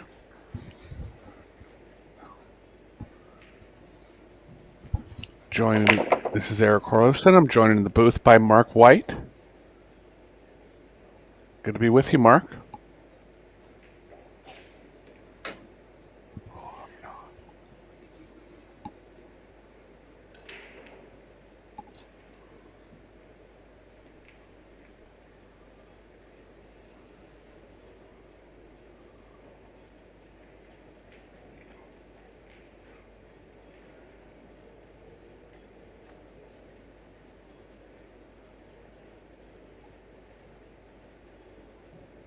Yeah, apologies, Eric. I lost the pictures for now, but I am here. Thank you very much. We are here at Military Zone 7 Stadium, Ho Chi Minh City. Day one of the Predator WPA Men's World 10 Ball. 96 players all looking for the trophy. Of course, $70,000. And next match, as you can see, Vietnam's number one, Duong Quoc Hong. It's Marco Spitzky from Germany. Usual races to 4, best of 3 sets. Winner breaks, of course, 30-second shot clock and 1 extension each per rack. I'm Mark White, and towering above me is Big Red Eric Corlifson. So I am here, Eric. I'm sorry about that. I don't know what happened, but I'm here. No problem. Good to be with you guys, and good to be with you, Mark. Opening miss there from Huang. Nice save by Spitzky.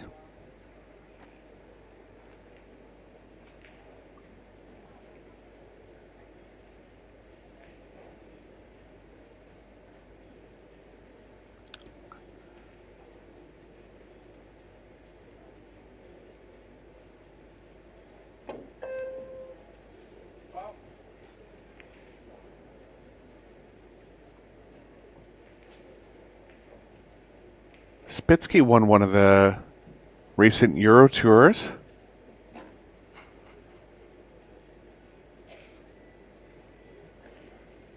Just slight miss on the kick there from Hong. Gonna be in a bad spot here again. Wanted to take away the left long rail. I think Spitzky done very well in the European Championships as well. I believe we were commentating on it, Eric. Yeah, it might have been the European Championships, not a Euro Tour, but yeah. It's had some good results as of late. As you'd expect, packed crowd here for the local favourite, Duong Quoc Hong. Sao, as he's known, or the Martian, to give him his proper nickname. He'll be looking to impress all his local fans. Yeah, real superstar over in Vietnam. He's had some good results on the World 9-Ball Tour. Always a threat to do well in major tournaments. Misjudged this one. Spitzky's going to have a bit of work to do on the 4. Missed it by a whisker, didn't he, Eric? Just a whisker. Yeah. Always so tough to judge those balls that are so far from the rail you're kicking at. Cue ball's bending towards the object ball a little bit. Playing the 3, is he? Did Spitzky he call the 3 in the side? Nah, just another safe. I think he doesn't like the 4-9. So he's 3 foul rules, of course. 3 foul rule, Eric. Yeah. Let's move the 4-9 now. Kind of on the wrong side of the table for a right-hander to be wanting to jump this. Tried to get up on the table there, but realized to be too off balance.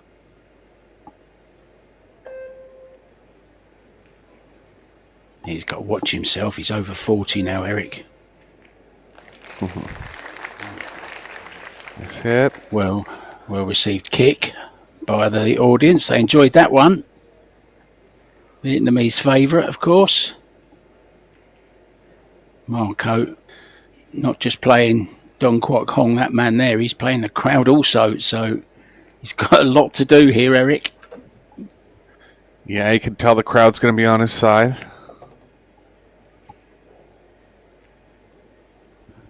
Five's got about a half pocket past the 9, but not much distance to the pocket. Yeah, maybe could even play the 4 off of the 9 and move the 9, Eric, if he wants to risk it. I know when you say possibly, you don't like my idea. I've learned, I know you by now. He might even play short side on the 5. Yeah, he's actually got on a funny angle here. The reason I don't like going off the 9 is because the 9 could play into the 5. The 5 is actually in a good spot, so I think he'll just try to cheat the right side of the pocket. Get as straight as he can on the 5 here.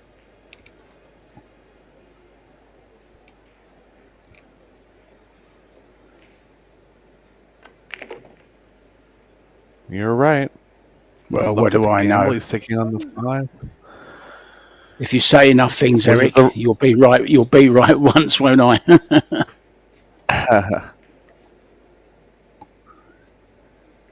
Got a little funny here. I think with a player like Huang, you got to really take advantage of your chances. Just played safe. Didn't get it either. Reminds me a little bit of here for Huang. He reminds me of Stefan Kasper a little bit in his game as well, in his stroke, also from Germany. I'm sure they're friends and have played a lot together over the years. It's not there. So a very nervy start from Dong Kwok Hong. Maybe he's feeling the pressure of the local support. Yeah, 2 missed balls already, 1 misjudged kick, so a few mistakes here in the first rack.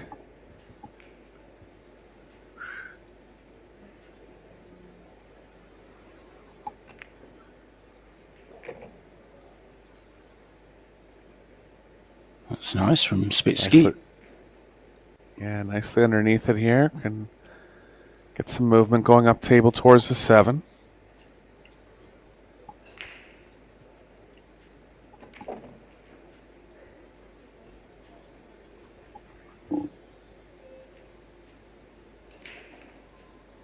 Plenty of other matches in progress. I thought I was on the Shane Van Boening game. I mixed it up. But Van Boening has taken the opening rack in that one against Tuan Nguyen.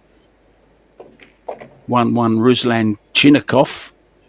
Actually, she's gone 2-1 to Michael Feliciano. Feliciano, a tremendous player, Eric, isn't he? From the Philippines. Yeah, field player. One of those kind of X-factor players. If things are going well for him, can really be a threat.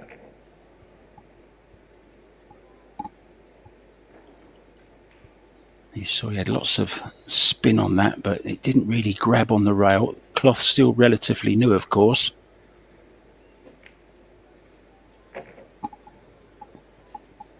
This is day 4.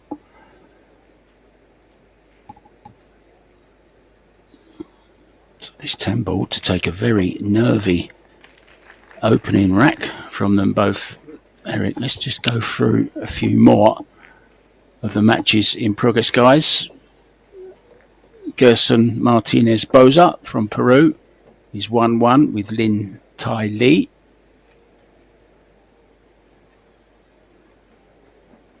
Christopher Tevez against Carl Amorotto. Now that's a mouth-watering prospect. Stephen Holem up against Alex Montpellier from France. Kachi, not Eklund, but his brother, is in action against another Filipino, David Zalman, and it's Kachi who's taken the opening one. In that one, Ko Pin-Yi is up against Jinyu Dang, and that is a great match. That you may remember, Jinyu Dang just been in the final of the China Open. So plenty of good games going on, guys, and you can now watch any of these games you want live as they happen. I believe it's the first time in history outside of Europe. I think Kazoo have done it before, but Pro Billiard TV offering every single game. So choose your poison, guys. Here we go. Rack number 2. Spitzky in control.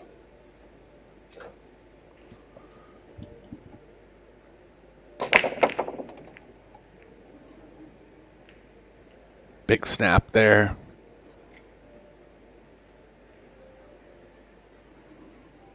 Ball down, no shot on the 1.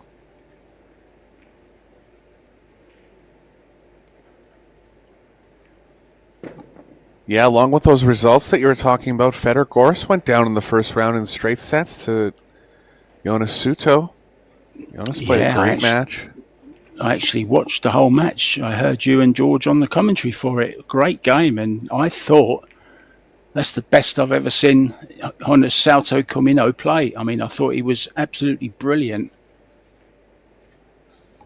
Yeah, took advantage of every mistake. Federer was a little unlucky on the break, hitting it well, but just not making a ball. Had a chance to win the first set. Things just went a little sideways in the Hill game, but Suto played great. Yeah, so Fedor being sent to the left side of the draw very, very early on, but as we know, it doesn't always stop him. He's got to the World Championship final of the 9-ball after losing his first match and then just scraping through on the Hill in his second match on the loser's side. Went on to reach the final and actually win it. Reached the final there 2 years running. Yeah, pocketing window here for Marco. Tough to get ideal on the 2. If he runs into the 9, could play well.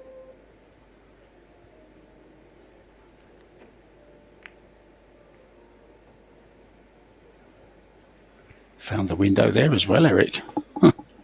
Yeah. Might be resigned to taking the carom here. Ideally, we'll want to slow the 2-ball down near the short rail.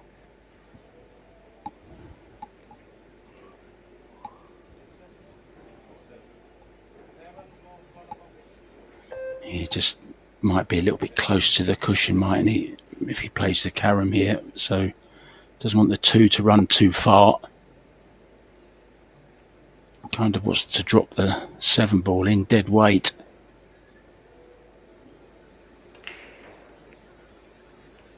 Well, he's missed it. What a chance now that is. That's a little bit surprising, Eric. I didn't think that was missable, to be honest. I was just worried about the 2 so much, I think.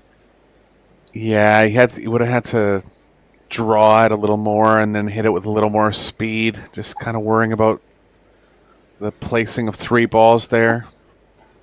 Easy to lose track of things.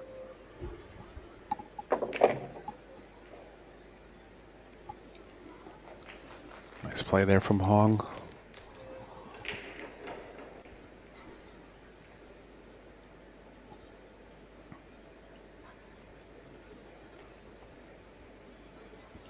Such an unassuming player, just has kind of a quiet presence at the table. But deadly. Oh, he's been running deep in lots of tournaments, hasn't he, recently?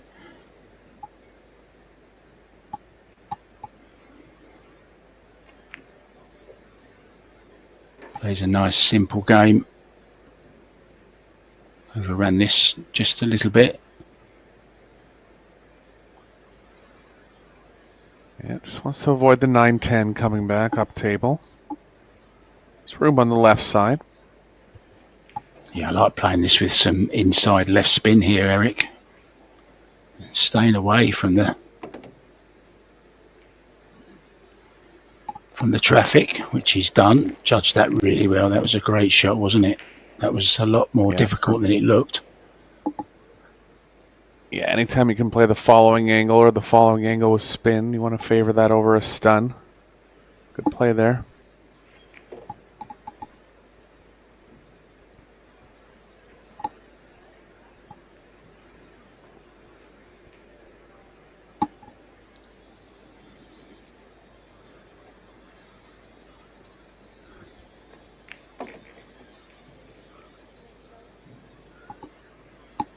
Just kind of floats around the table a little bit, kind of nonchalant.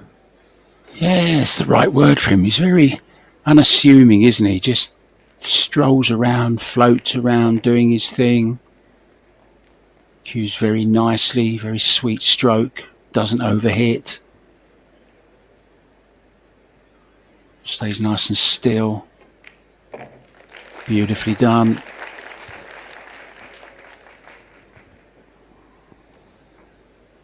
That'll make him feel much better. Had a little bit of an edgy first rack, but certainly made up for it there.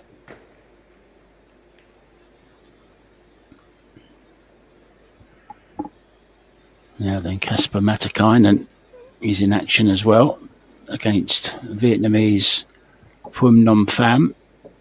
And the Finnish guy, 2-1 down there.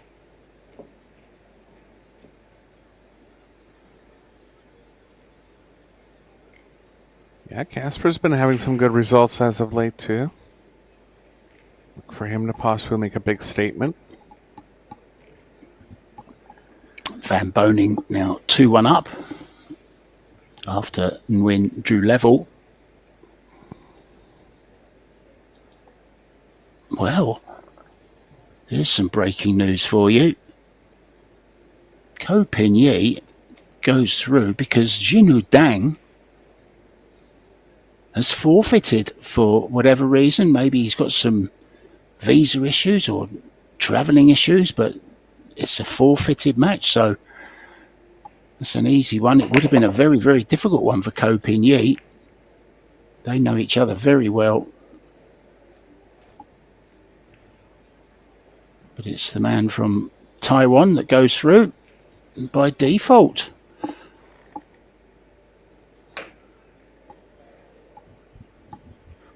Tough combo here. Early 10s aren't a win in WPA rules.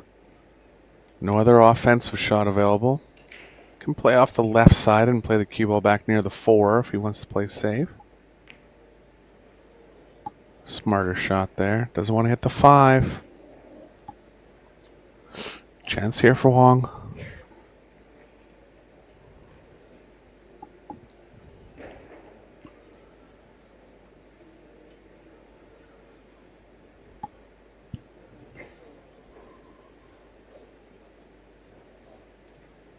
Got to play some left spin to make sure the cue ball doesn't play back towards the 4 too much.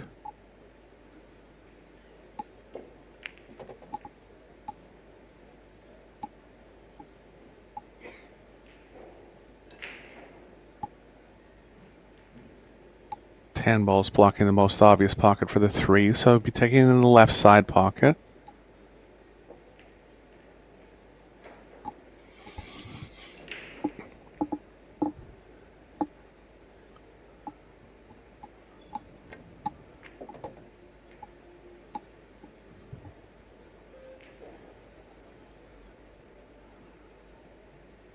Wanted to be a little straighter here. Cue ball's running a little too far to the right as far as the following angle. It's a tricky spot. If he has an extension, he's shooting quick, so he has an idea. It's tough though. If he has an extension, expect him to take it here. He's looking as if he was going to play it with a lot of draw left-hand spin, trying to come around the back of the 4 for a second. Yeah, he has to do something creative like that. Between the rail and the 5, I think he's going to be going. Just watch this for a shot. 3 rails. Caught the 5. But it's worked out pretty okay, Eric, after catching the 5 on the way round. That's what he was worried about, but has played it very well. Yeah, nice shot there. Rest of the rack looking pretty good.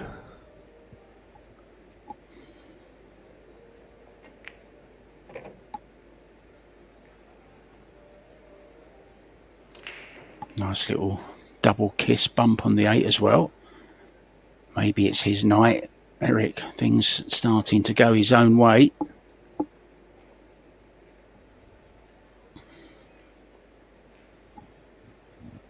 Yeah, hasn't played too many Pro Billiard Series events. We'll see how he's able to adapt to the breaking stipulations.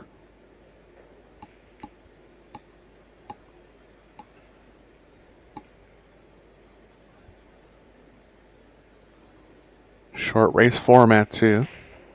Really have to be under pressure every game in this format.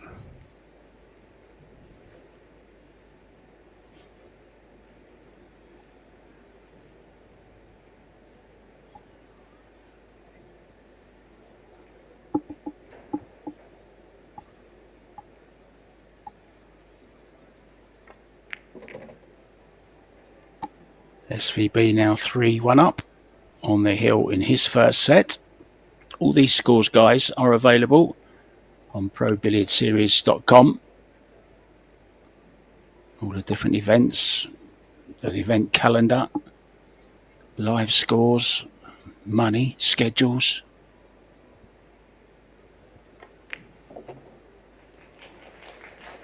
It's the second little bump he's had on the ball. This one not quite so bad. Nice friendly one. So this to take a 2-1 lead. Do love his stroke. Yeah, hits the ball with a lot of finesse, keeps the speed down. Usually a good recipe for success. You can say the Martian has landed. He's 2-1 up now. Now then, I love to give my little facts about where we are. And we are in Vietnam, of course. Now, did you know that Vietnam uses resistant plastic money that is almost always brand new when it's dispensed from their ATM machines? Their primary colours are greens and blues for their notes, but be careful of the blues in particular, because the 500,000 note can be mistaken for a 20,000 note very, very easily.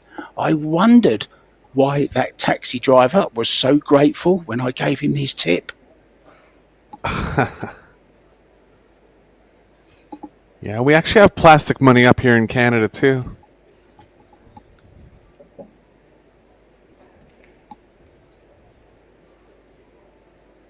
Blue, green, red, and brown. 4 colors. And purple, actually. As long as you're not colourblind, Eric, you should be fine. Actually, all your friends told me you never spend any. I don't know if that's true or not. You know I'm only joking with you, my friend. So, dry break.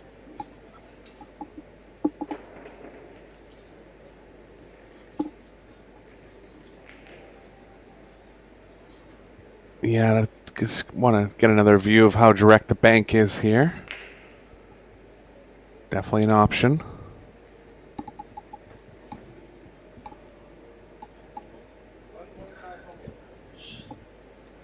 It's called the side. Eric, I think.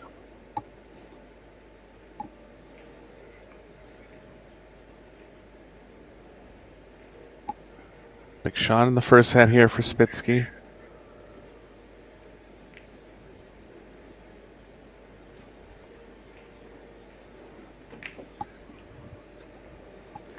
He's got it.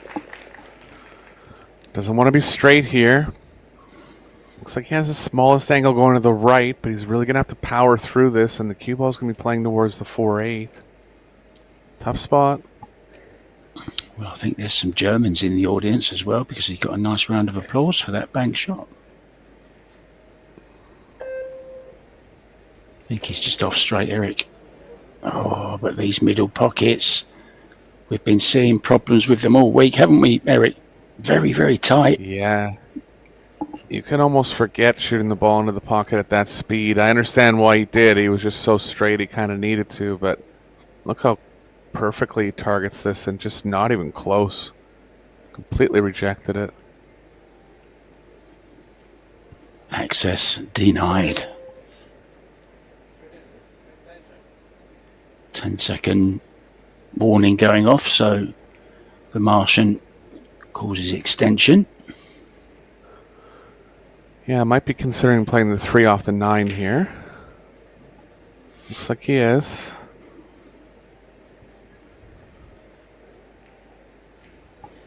Two tournaments going on at the moment, guys. We've got the Women's Saigon 9-ball open, which of course you don't have to call pocket, but this is 10-ball. You do have to call pocket. No early 10s in WPA World Rules. Has to be the last ball.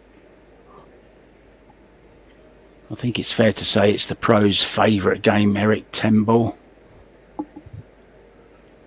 Yeah, and I think they're really gravitating towards this hand rack stuff too, because they know they're going to get a shot. Oh, that played well.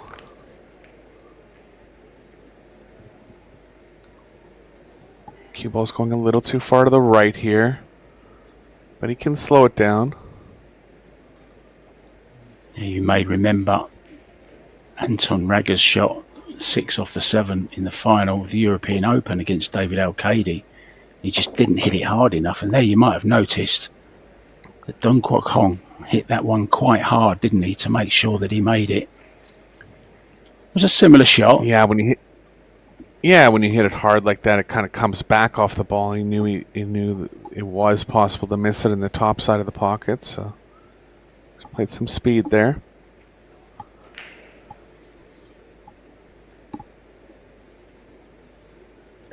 I mean this in a nice way. I think the night that Anton Raga missed that shot, he actually showed everyone how not to play the shot without sounding cruel, if you know what I mean. He just hit it too soft, and everyone was trying the shot the day after and playing it with more pace and making it. I remember I was in Sharks in Philippines, and Carlo Biardo was actually showing everyone, and I made a video of him explaining how to play that shot. Of course, Carlo, our reigning world champion. He is here looking to defend that title.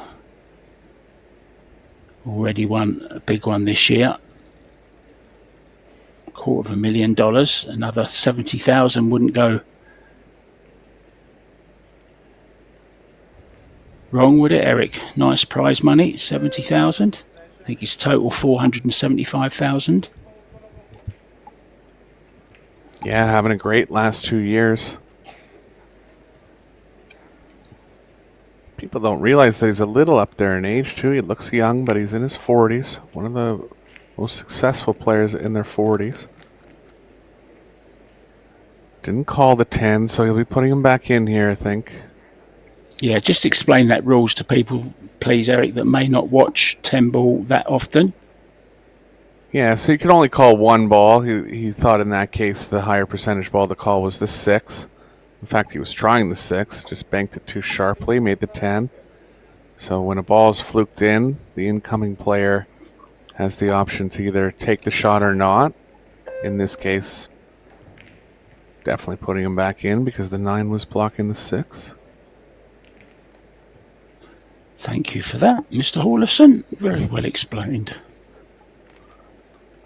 But at the same time, if you ever have a chance to make something, you should always call it, because you would want to be the one having the first option at what the following shot will be.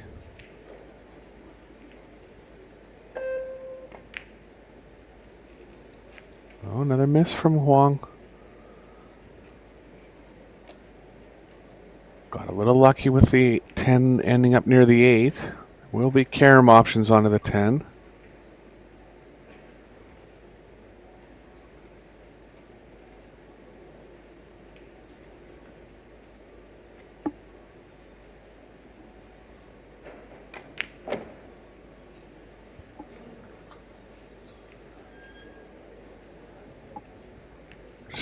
Just gonna make a comment here relative to Huang making a couple mistakes, but I noticed that he didn't play in the mixed doubles event.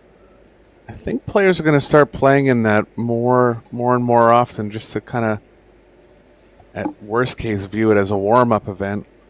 I Like shots like that he just missed there, that's just kind of underjudging the deflection.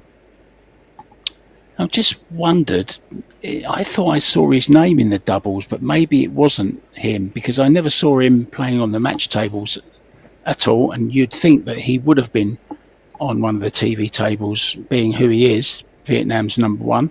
So yeah, you're probably right there, Eric. He didn't play in the Scotch doubles.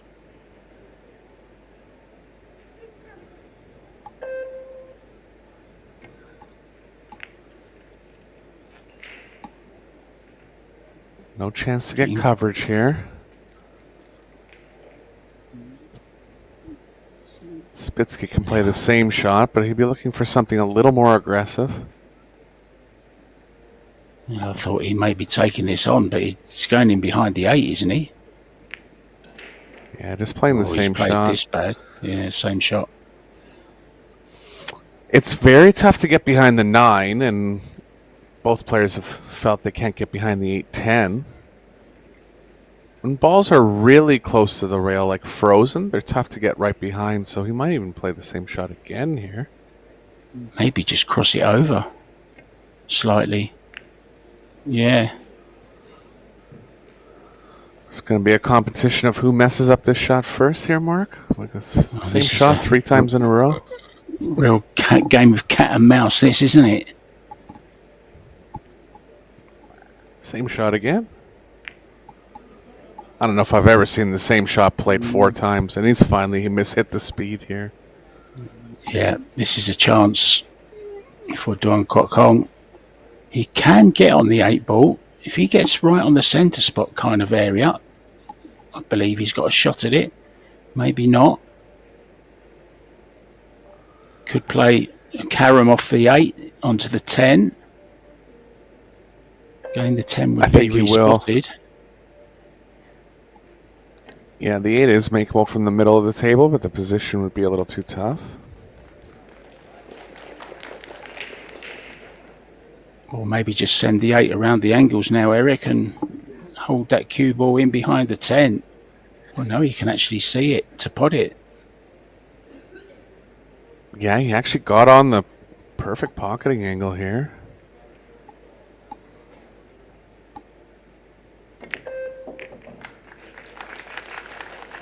Yeah, that was the problem. This is nasty. No shot here. Just the safety, Eric. 9 in the middle of the top rail. Cue ball in the middle of the bottom rail. He's called the corner, but I'm sure it's just an encased call, isn't it, Eric? I don't know why he'd bother calling it if he was playing safe. But you mean the left corner? Did he call? Yeah. Oh, he tried to bank it in. He did try and bank it. Oh, took a shot at the win there. Could have been worse. Van Boning taken the first set against Tan Nguyen. First set also to Michael Feliciano against Ruslan Chinnikov. Chinnikov did play in the China Open. Great to see him. We have another forfeit. Stephen Holem did the same actually at the China Open. Didn't show up at the China Open. And he's also... he actually got food poisoning as he was traveling over. Unfortunate. Flew all the way to China. Just couldn't kick it, so he ended up going home. Surprised he was still in the draw. Must have just been a miscommunication somehow that he wasn't able to make it. Yeah, maybe he was hoping he could. Oh, what a bank. The crowd loved that one. The crowd enjoyed that. They absolutely pull crazy in Vietnam. You think they're fanatical in Philippines. You want to go to the Vietnam as well. He's going... Oh, he's got to bank it. Oh, they're going to go mad at that one. Raising the roof in Ho Chi Minh City. Let's keep that roof on, guys. We need it. We've got a long way to go yet.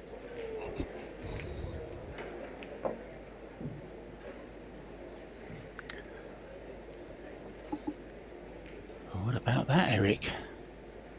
No reaction, just back to his seat, ready for the next rack.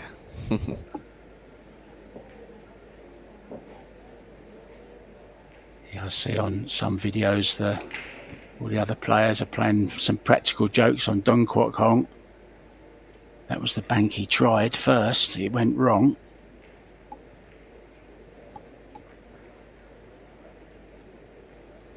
And then what a bank that was.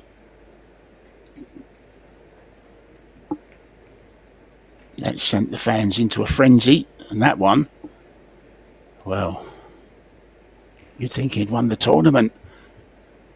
They're loving it. Look, that's right. Enjoy yourselves, guys.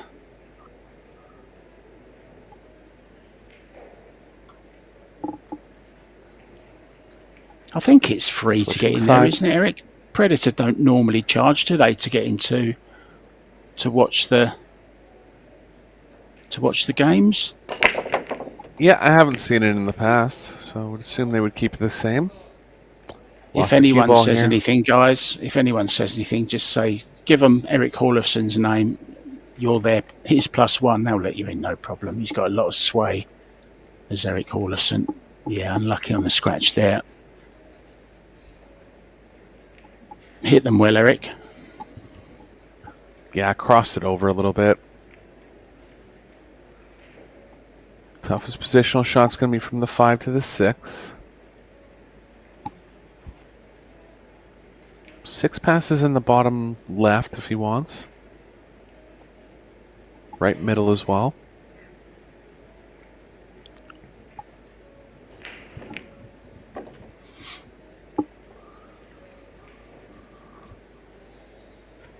No straight here. Looks like he could be drawing back into the 5.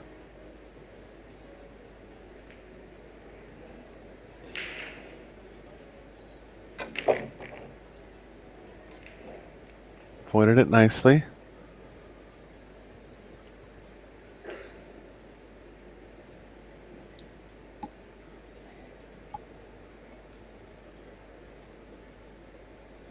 I don't mind playing the 6 in the bottom left. There's just more room over there. Speed control would have to be perfect if he plays it in the side. He's pretty good on the 5 though, so his choice of position here. He's got quite a big gap there, hasn't he, to play through. Just anywhere sort of within 6 inches of the side pocket is fine. Yeah, there you go. Perfect line. Yeah, he's got the speed down now.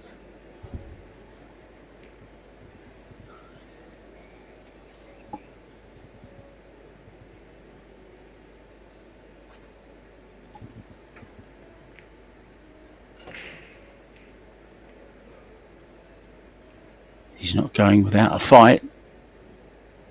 This is for 3-2. Best of 3 sets, races to 4. Winner breaks.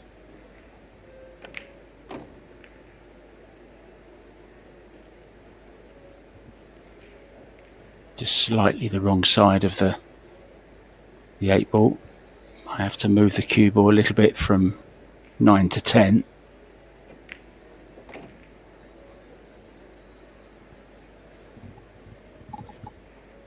He's okay here. Cue ball playing naturally into the short rail. Bit of left spin coming back. Just have to watch the middle pockets, don't you, when you're playing that left spin, if you get too much on it. Let's listen to the applause this time. There you go. They're just lovers of the game. Now, look at that. I thought that was Darren Appleton for a second. Darren is here. Looks like him at a quick glance, yeah. Piers Labutis is here, and he's won the first set against Mahmoud, I beg your pardon, Mahmoud Ibrahim Sharif. Piers Labutis has taken the first set and the first rack in the second set. Kasper Matikainen has lost the first set to from Nom Pham from Vietnam.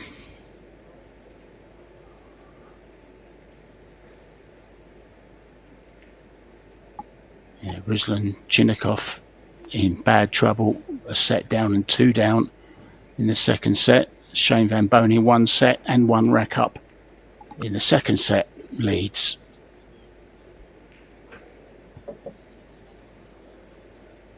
Biardo will play tomorrow, and he'll be up against, well, who did I mention earlier that this German reminded me of? Stefan Kasper. That's who he'll be playing, so we'll be able to compare his game, Eric, with this young man. He plays 6 p.m. tomorrow evening. The reigning champion, Carlo Biardo. 7 ball down, shot on the 1, so chance to make it hill here.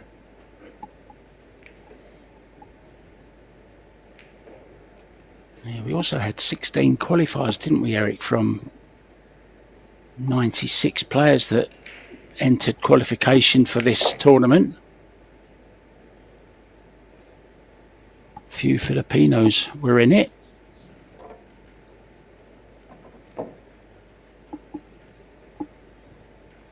Yeah, about 7 of the 16 qualifiers were Filipinos. Yeah, some big matchups coming tomorrow. Alex Pagulain up against Maritz Neuhausen. Stefan Kasper Biardo, as I said. Petri Makinen up against Wojtek Shevchuk. That's a tough one. Mohamed Soufi, the Syrian sidewinder, as Eric calls him, is up against another great Filipino, Jonas McPantai, and Fracasso Werner. Lucas, of course, is up against Oliver Schnolnocki. That's a tough one. And Robbie Capito is up against Mario He. That's a tough one. They're all first round matches, guys. Yeah, star-studded field here this week. Going to be a battle even to make it to the final 32. Oh dear, want to catch the sticks there. Wow, that's unlucky. Well, not unlucky, but he was going so well. As you say, didn't want to catch the 6, was trying to draw past that. Just flicked the 6 ball.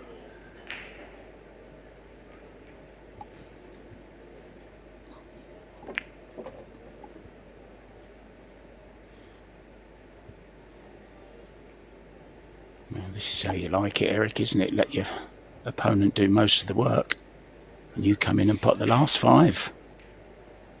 Yeah, kind of an odd set. Huang really created something for himself, making those 2 banks in rack number 4.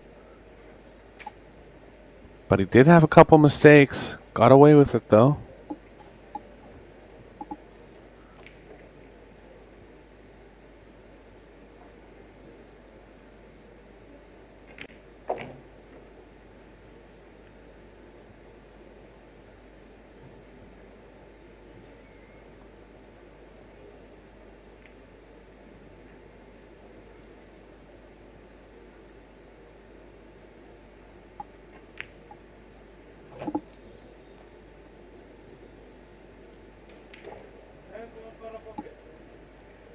So this 10 ball to take the first set after trailing 1-0.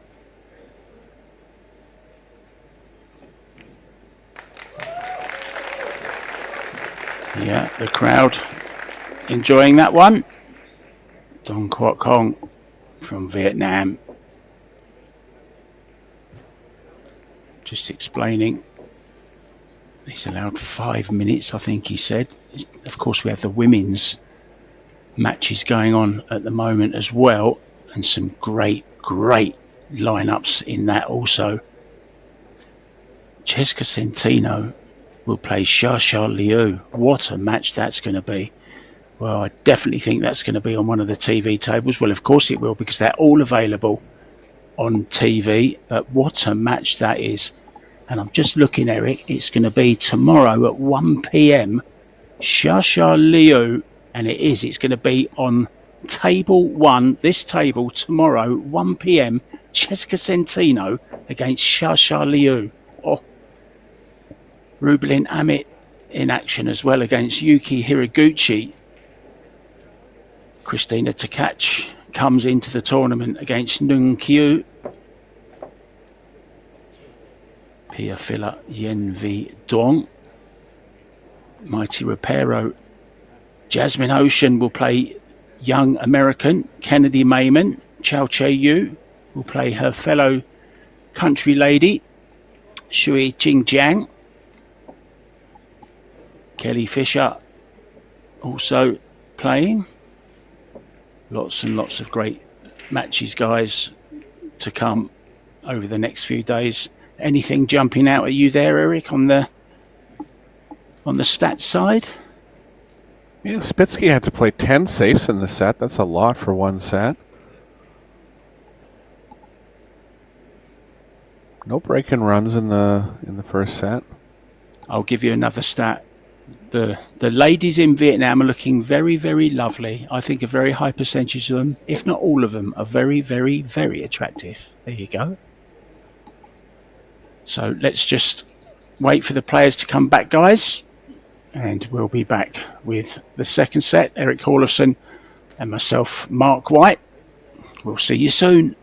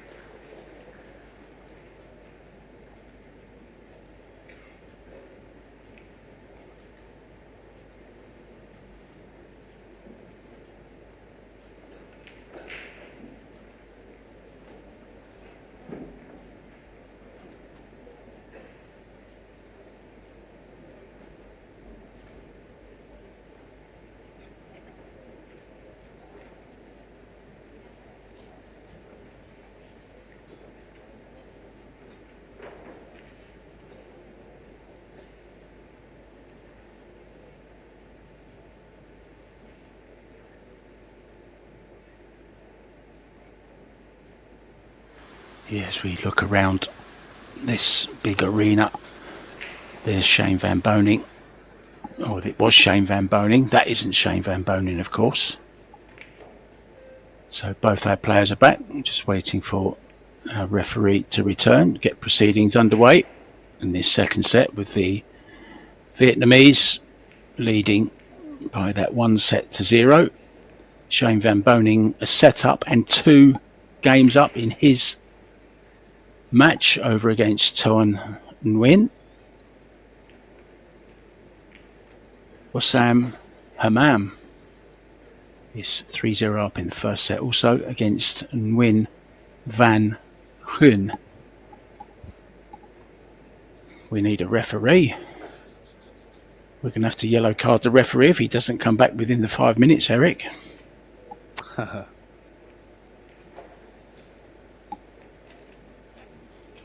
There he is.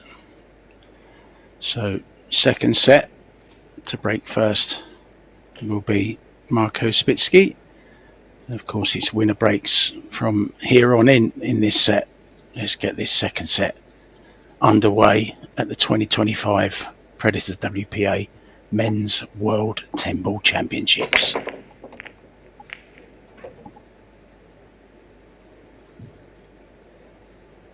What do you see, Eric? Good power, getting some good results on the break.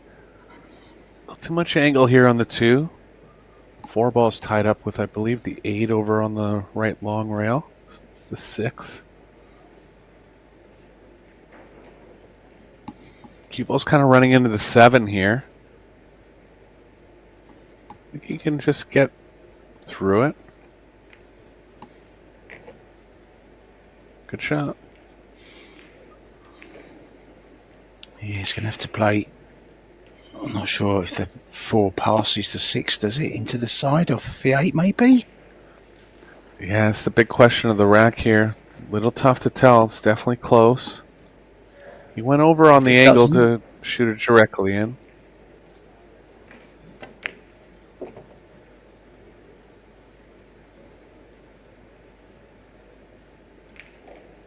Well, it doesn't look like it from here, does it?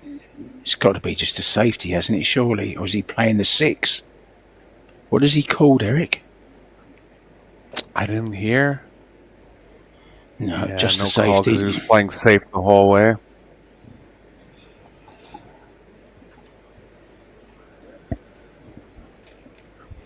Gonna have to be 2 rails out of this one for Huang.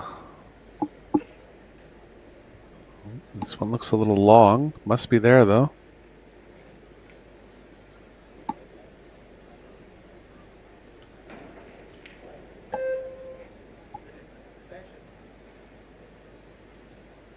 Yeah, needs to think about this. Needs the extension.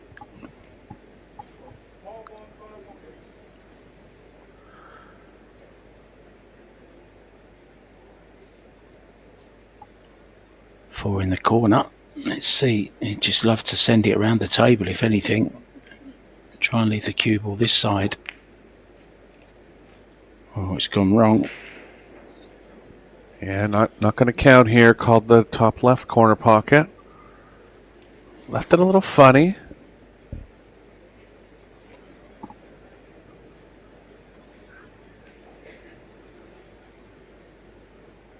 It was a good hit though, Eric, wasn't it? Good solid strike. Unfortunate to make it. Had a chance to create some distance. Good shot there from Spitzky. He'll be able to lay the 7 over the side pocket here. He's a good shot maker, isn't he, Eric? Spitzky.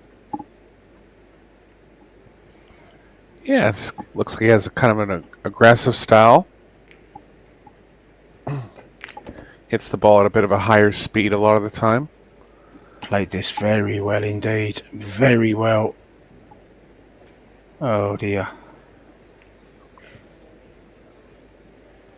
Yeah, I'm surprised he just didn't try to lay it over the same pocket that the 8 was in. Was too worried about it rolling off into the 9, I guess. But he's in trouble here. He's going to have to bank the 9, I think. Just wants to make sure he can get past. Go ahead. I was just going to say, for a second, it looked like it was going to be perfect, and then all of a sudden, is he hooking in behind the point here? No, he could make it, but couldn't get any position, of course. Bit similar, Eric, to the last rack in the last set. Same positioning. Yeah. The 9 ball. 7 ball didn't last as long as it did in the last rack, though.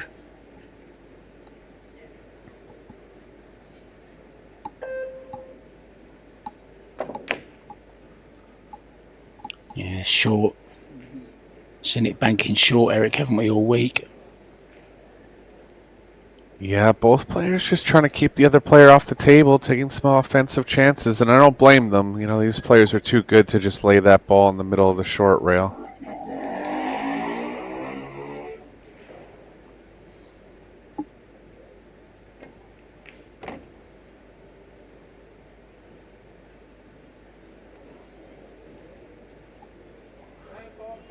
Wong looks like he'll be taking game 1 of set number 2 and inching towards the finish line here.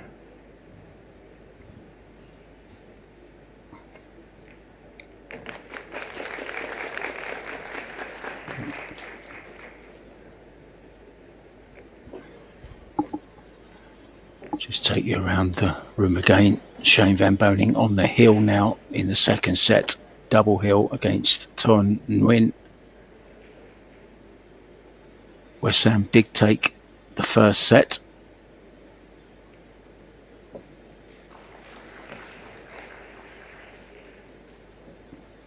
Ruslan Chinakhov, quite a comeback. He's come back from 2-0 down to 2-2 now in the second set, having lost the first. Claudio Cacci going very well against David Zalman from, I think actually it's from, yeah, I thought it looks very, very similar, doesn't it? The Filipino flag and the Czech flag are very, very similar. There's just a little gold bit in the middle of the Filipino flag. So it's David Zalman from Czech Republic. He's a set down and 2 games down to Kledio Kaci, who's had a rather good season himself, Eric, hasn't he? Eklund's younger brother. You could say he's actually been playing better pool than his older brother. Yeah, made it all the way to the semifinals of the World Pool Championship, one of the toughest tournaments in the world to win. He's only about 20, Mark, is that right? One of the youngest players on tour. Yeah, if at all he's 20. He might even be younger. 18. Yeah. Yeah, I think he's 18, to be honest. Yeah, really bright future ahead for him.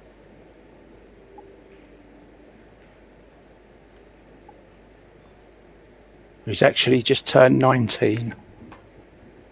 Okay.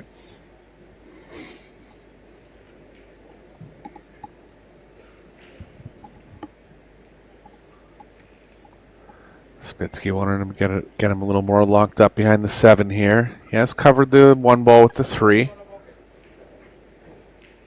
See if Wong has rail first options here. I think he does.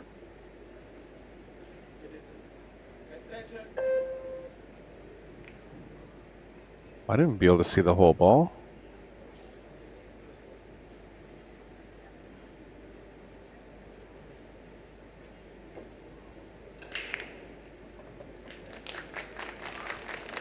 Had to leg it in dead weight. Nice shot. Really got to trust the table on those type of shots. Make sure you don't decelerate.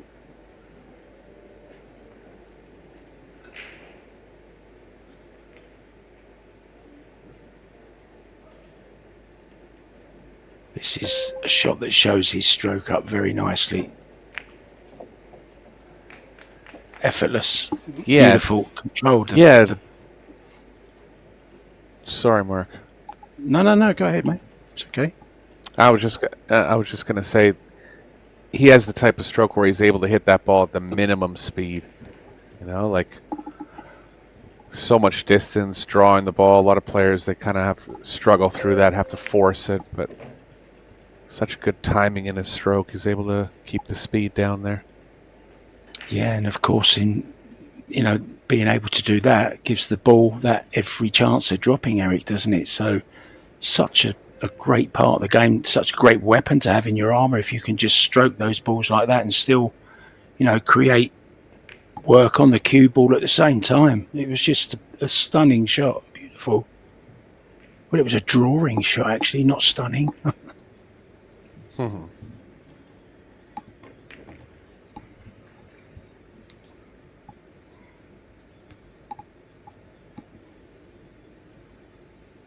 Looking good here on the last 5 balls. He's just starting to get on top now, Eric, isn't he? Yeah, just needs to get something going on the break. That's the one thing that's eluding him a little bit, but playing well now.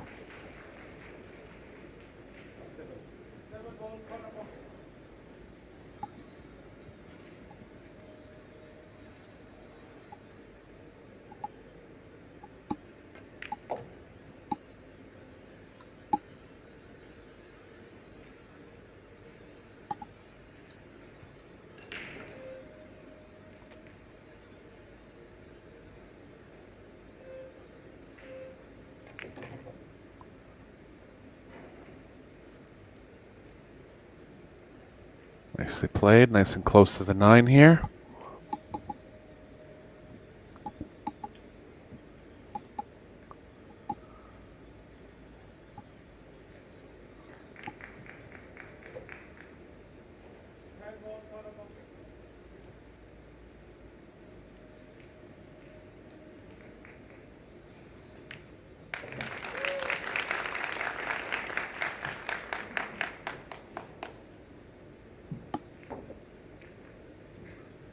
Perhaps they're watching us, Eric. They're watching it on YouTube and listening to our commentary, maybe.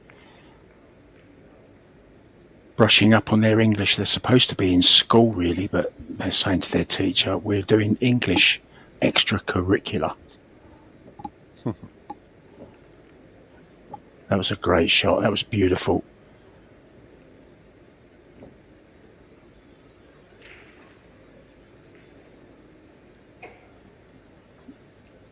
Cue ball on a dime. Or a dong, as I should say. A Vietnamese dong. $100 is about 1.2 million dong. We'll all be millionaires when we go there, Eric. They're all millionaires that live there. Look at this. Totally changing up the break. Very rarely see players break off the back rail. Different attack angle. This is the break that Joshua Filler used, wasn't it, to win the World 8 Ball last year in New Zealand. Breaking off the back rail. No one's really tried to replicate it. I'm kind of surprised. It's tough to hit well. That's part of the problem. Got to be a very talented player to kind of get the pop on the cue ball when you're off the back rail like that. But good choice. Made one. Shot on the one. Well, I'm far from talented, but I always use the back rail when I break because I can't do the loop bridge because a certain Eric Hallofson has never taught me. Last time I was in Canada, I went all the way to Canada for lessons and I never got one lesson. I did get an offer, though, of a ride from Elise, didn't I? Do you remember? For the Mika Immonen. I do remember.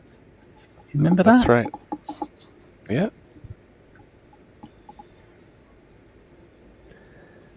Yeah, it's actually it's a much easier bridge to execute, but just to hit it at a very high level, especially on a 9-foot, you're giving up about 3 feet from the head string to the back rail where the cue ball is. He made one there, though, so see if he continues with it.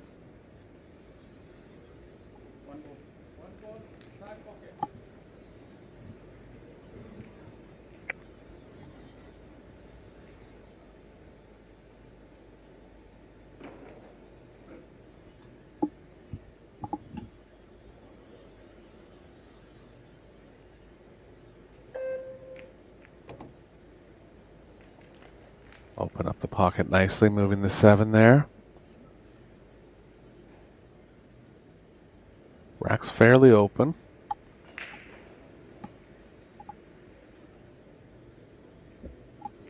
Eight ball, little block by the 9. If he ends up getting straight on the 7, he can play into the short side of the 8.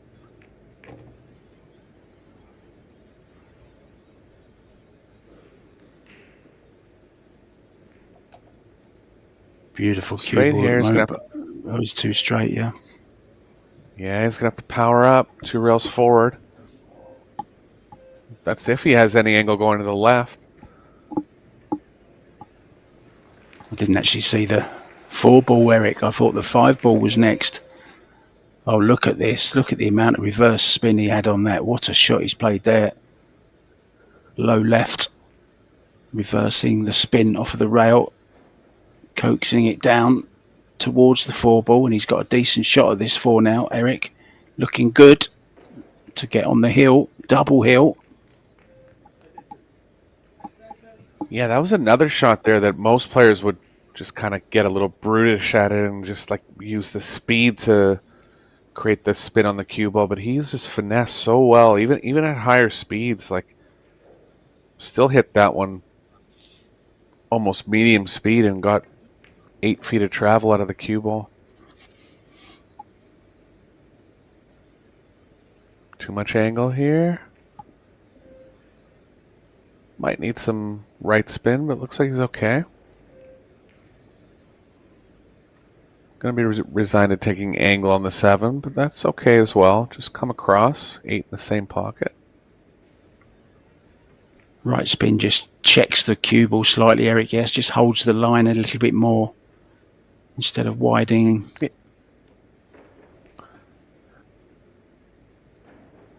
Yeah, slows it down a little bit too. Does he have the angle to come into the nudge the 9 away here? No, I don't think he'll bother. No need. Yeah.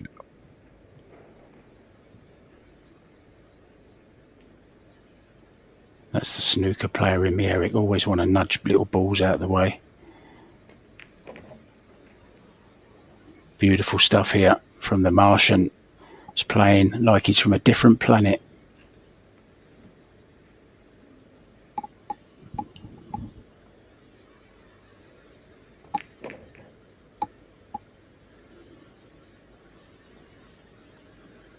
Yeah, look for Huang to be one of the main contenders this week. He's going to have the crowd on his side, too.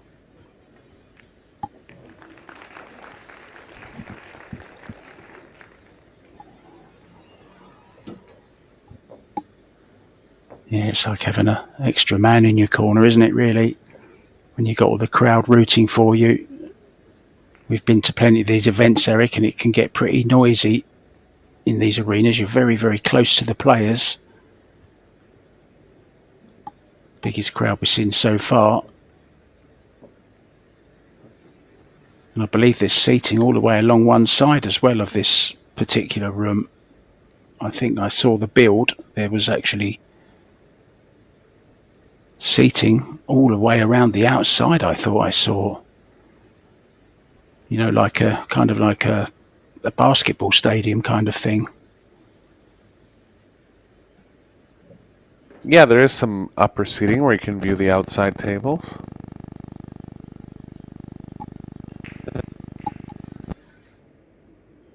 Same spot here. Yep, it worked last time, so why shouldn't it work again if you hit the same place? Okay, the rack might not be quite the same, but there's the 8-ball. Oh, the 8-ball was going. That was the ball that went last time. I think it's the second ball from the back of the pack, Eric. Yeah, it goes one rail up to those top pockets. 4-railer almost went too. Had a little less pop on the cue ball that time. I like that layout, though. Just needs a good starter, don't you? Oh, he's overhit this by some distance. This could be it, guys. Yeah. This could be the end of the road. Well, not the end of the road, but certainly a trip to the one lost side for Marco Spitzky. Sat there. He'll be fearing the worst. Probably things started to go bad for... likely, yeah, it's a little tough on the side. Things just started going bad for him when he scratched off the 6 in game number 6 of the first set. Had a chance to make it hill there. Wong's picked up his play a little too.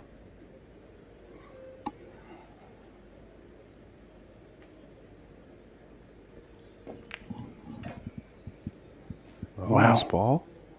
That was a long way out. Didn't even threaten the points.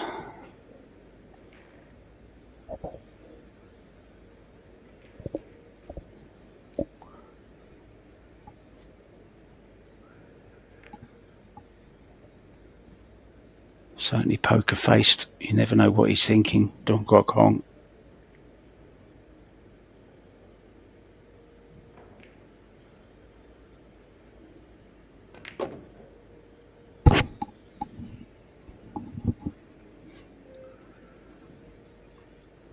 To avoid the 9 coming back up for the 4.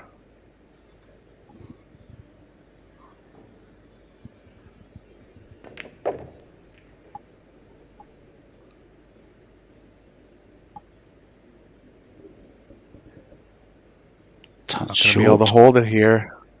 Yeah, going to have to come underneath it to the long pocket.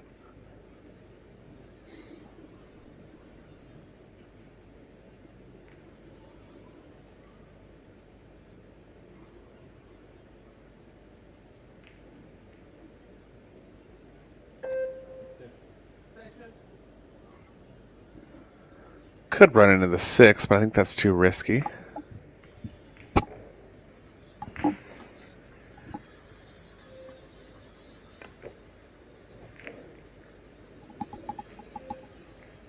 didn't really like drawing that ball. I think he was worried that if he went down the right long rail that he might scratch in the bottom right corner pocket, but it hasn't worked out here.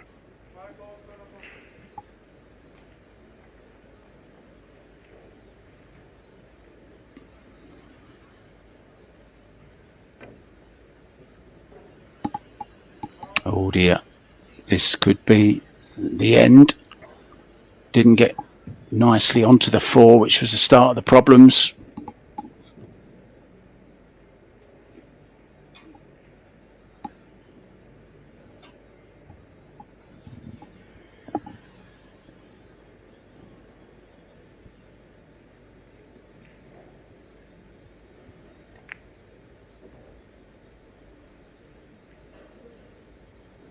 Yeah, it's going to be it for this one, barring some unforeseen mistake. Wong missed a few balls, no easy ones, but just has to clean up the pocketing a little bit. Shown that he's open to adapting on the break. Started off on the side rail, went to the back rail.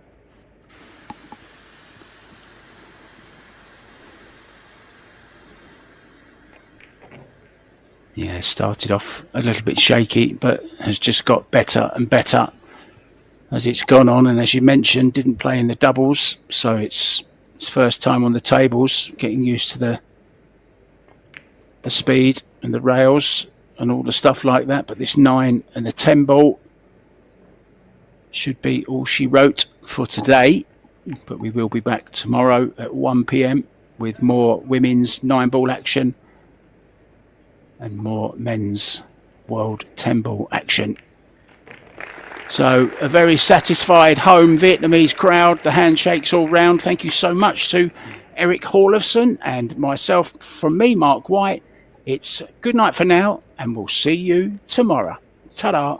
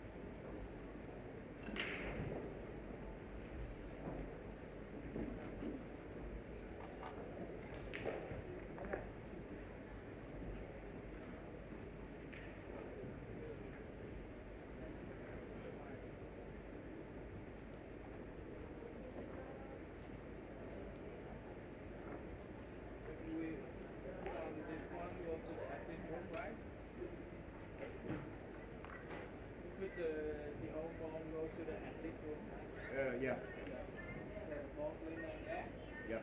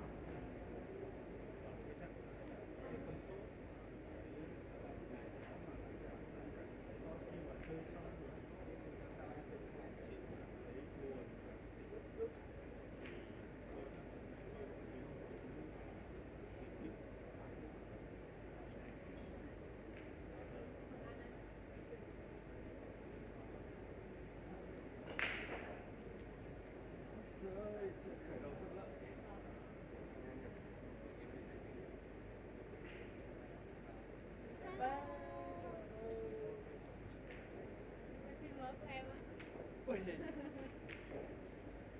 anh bắt đầu về rồi hả?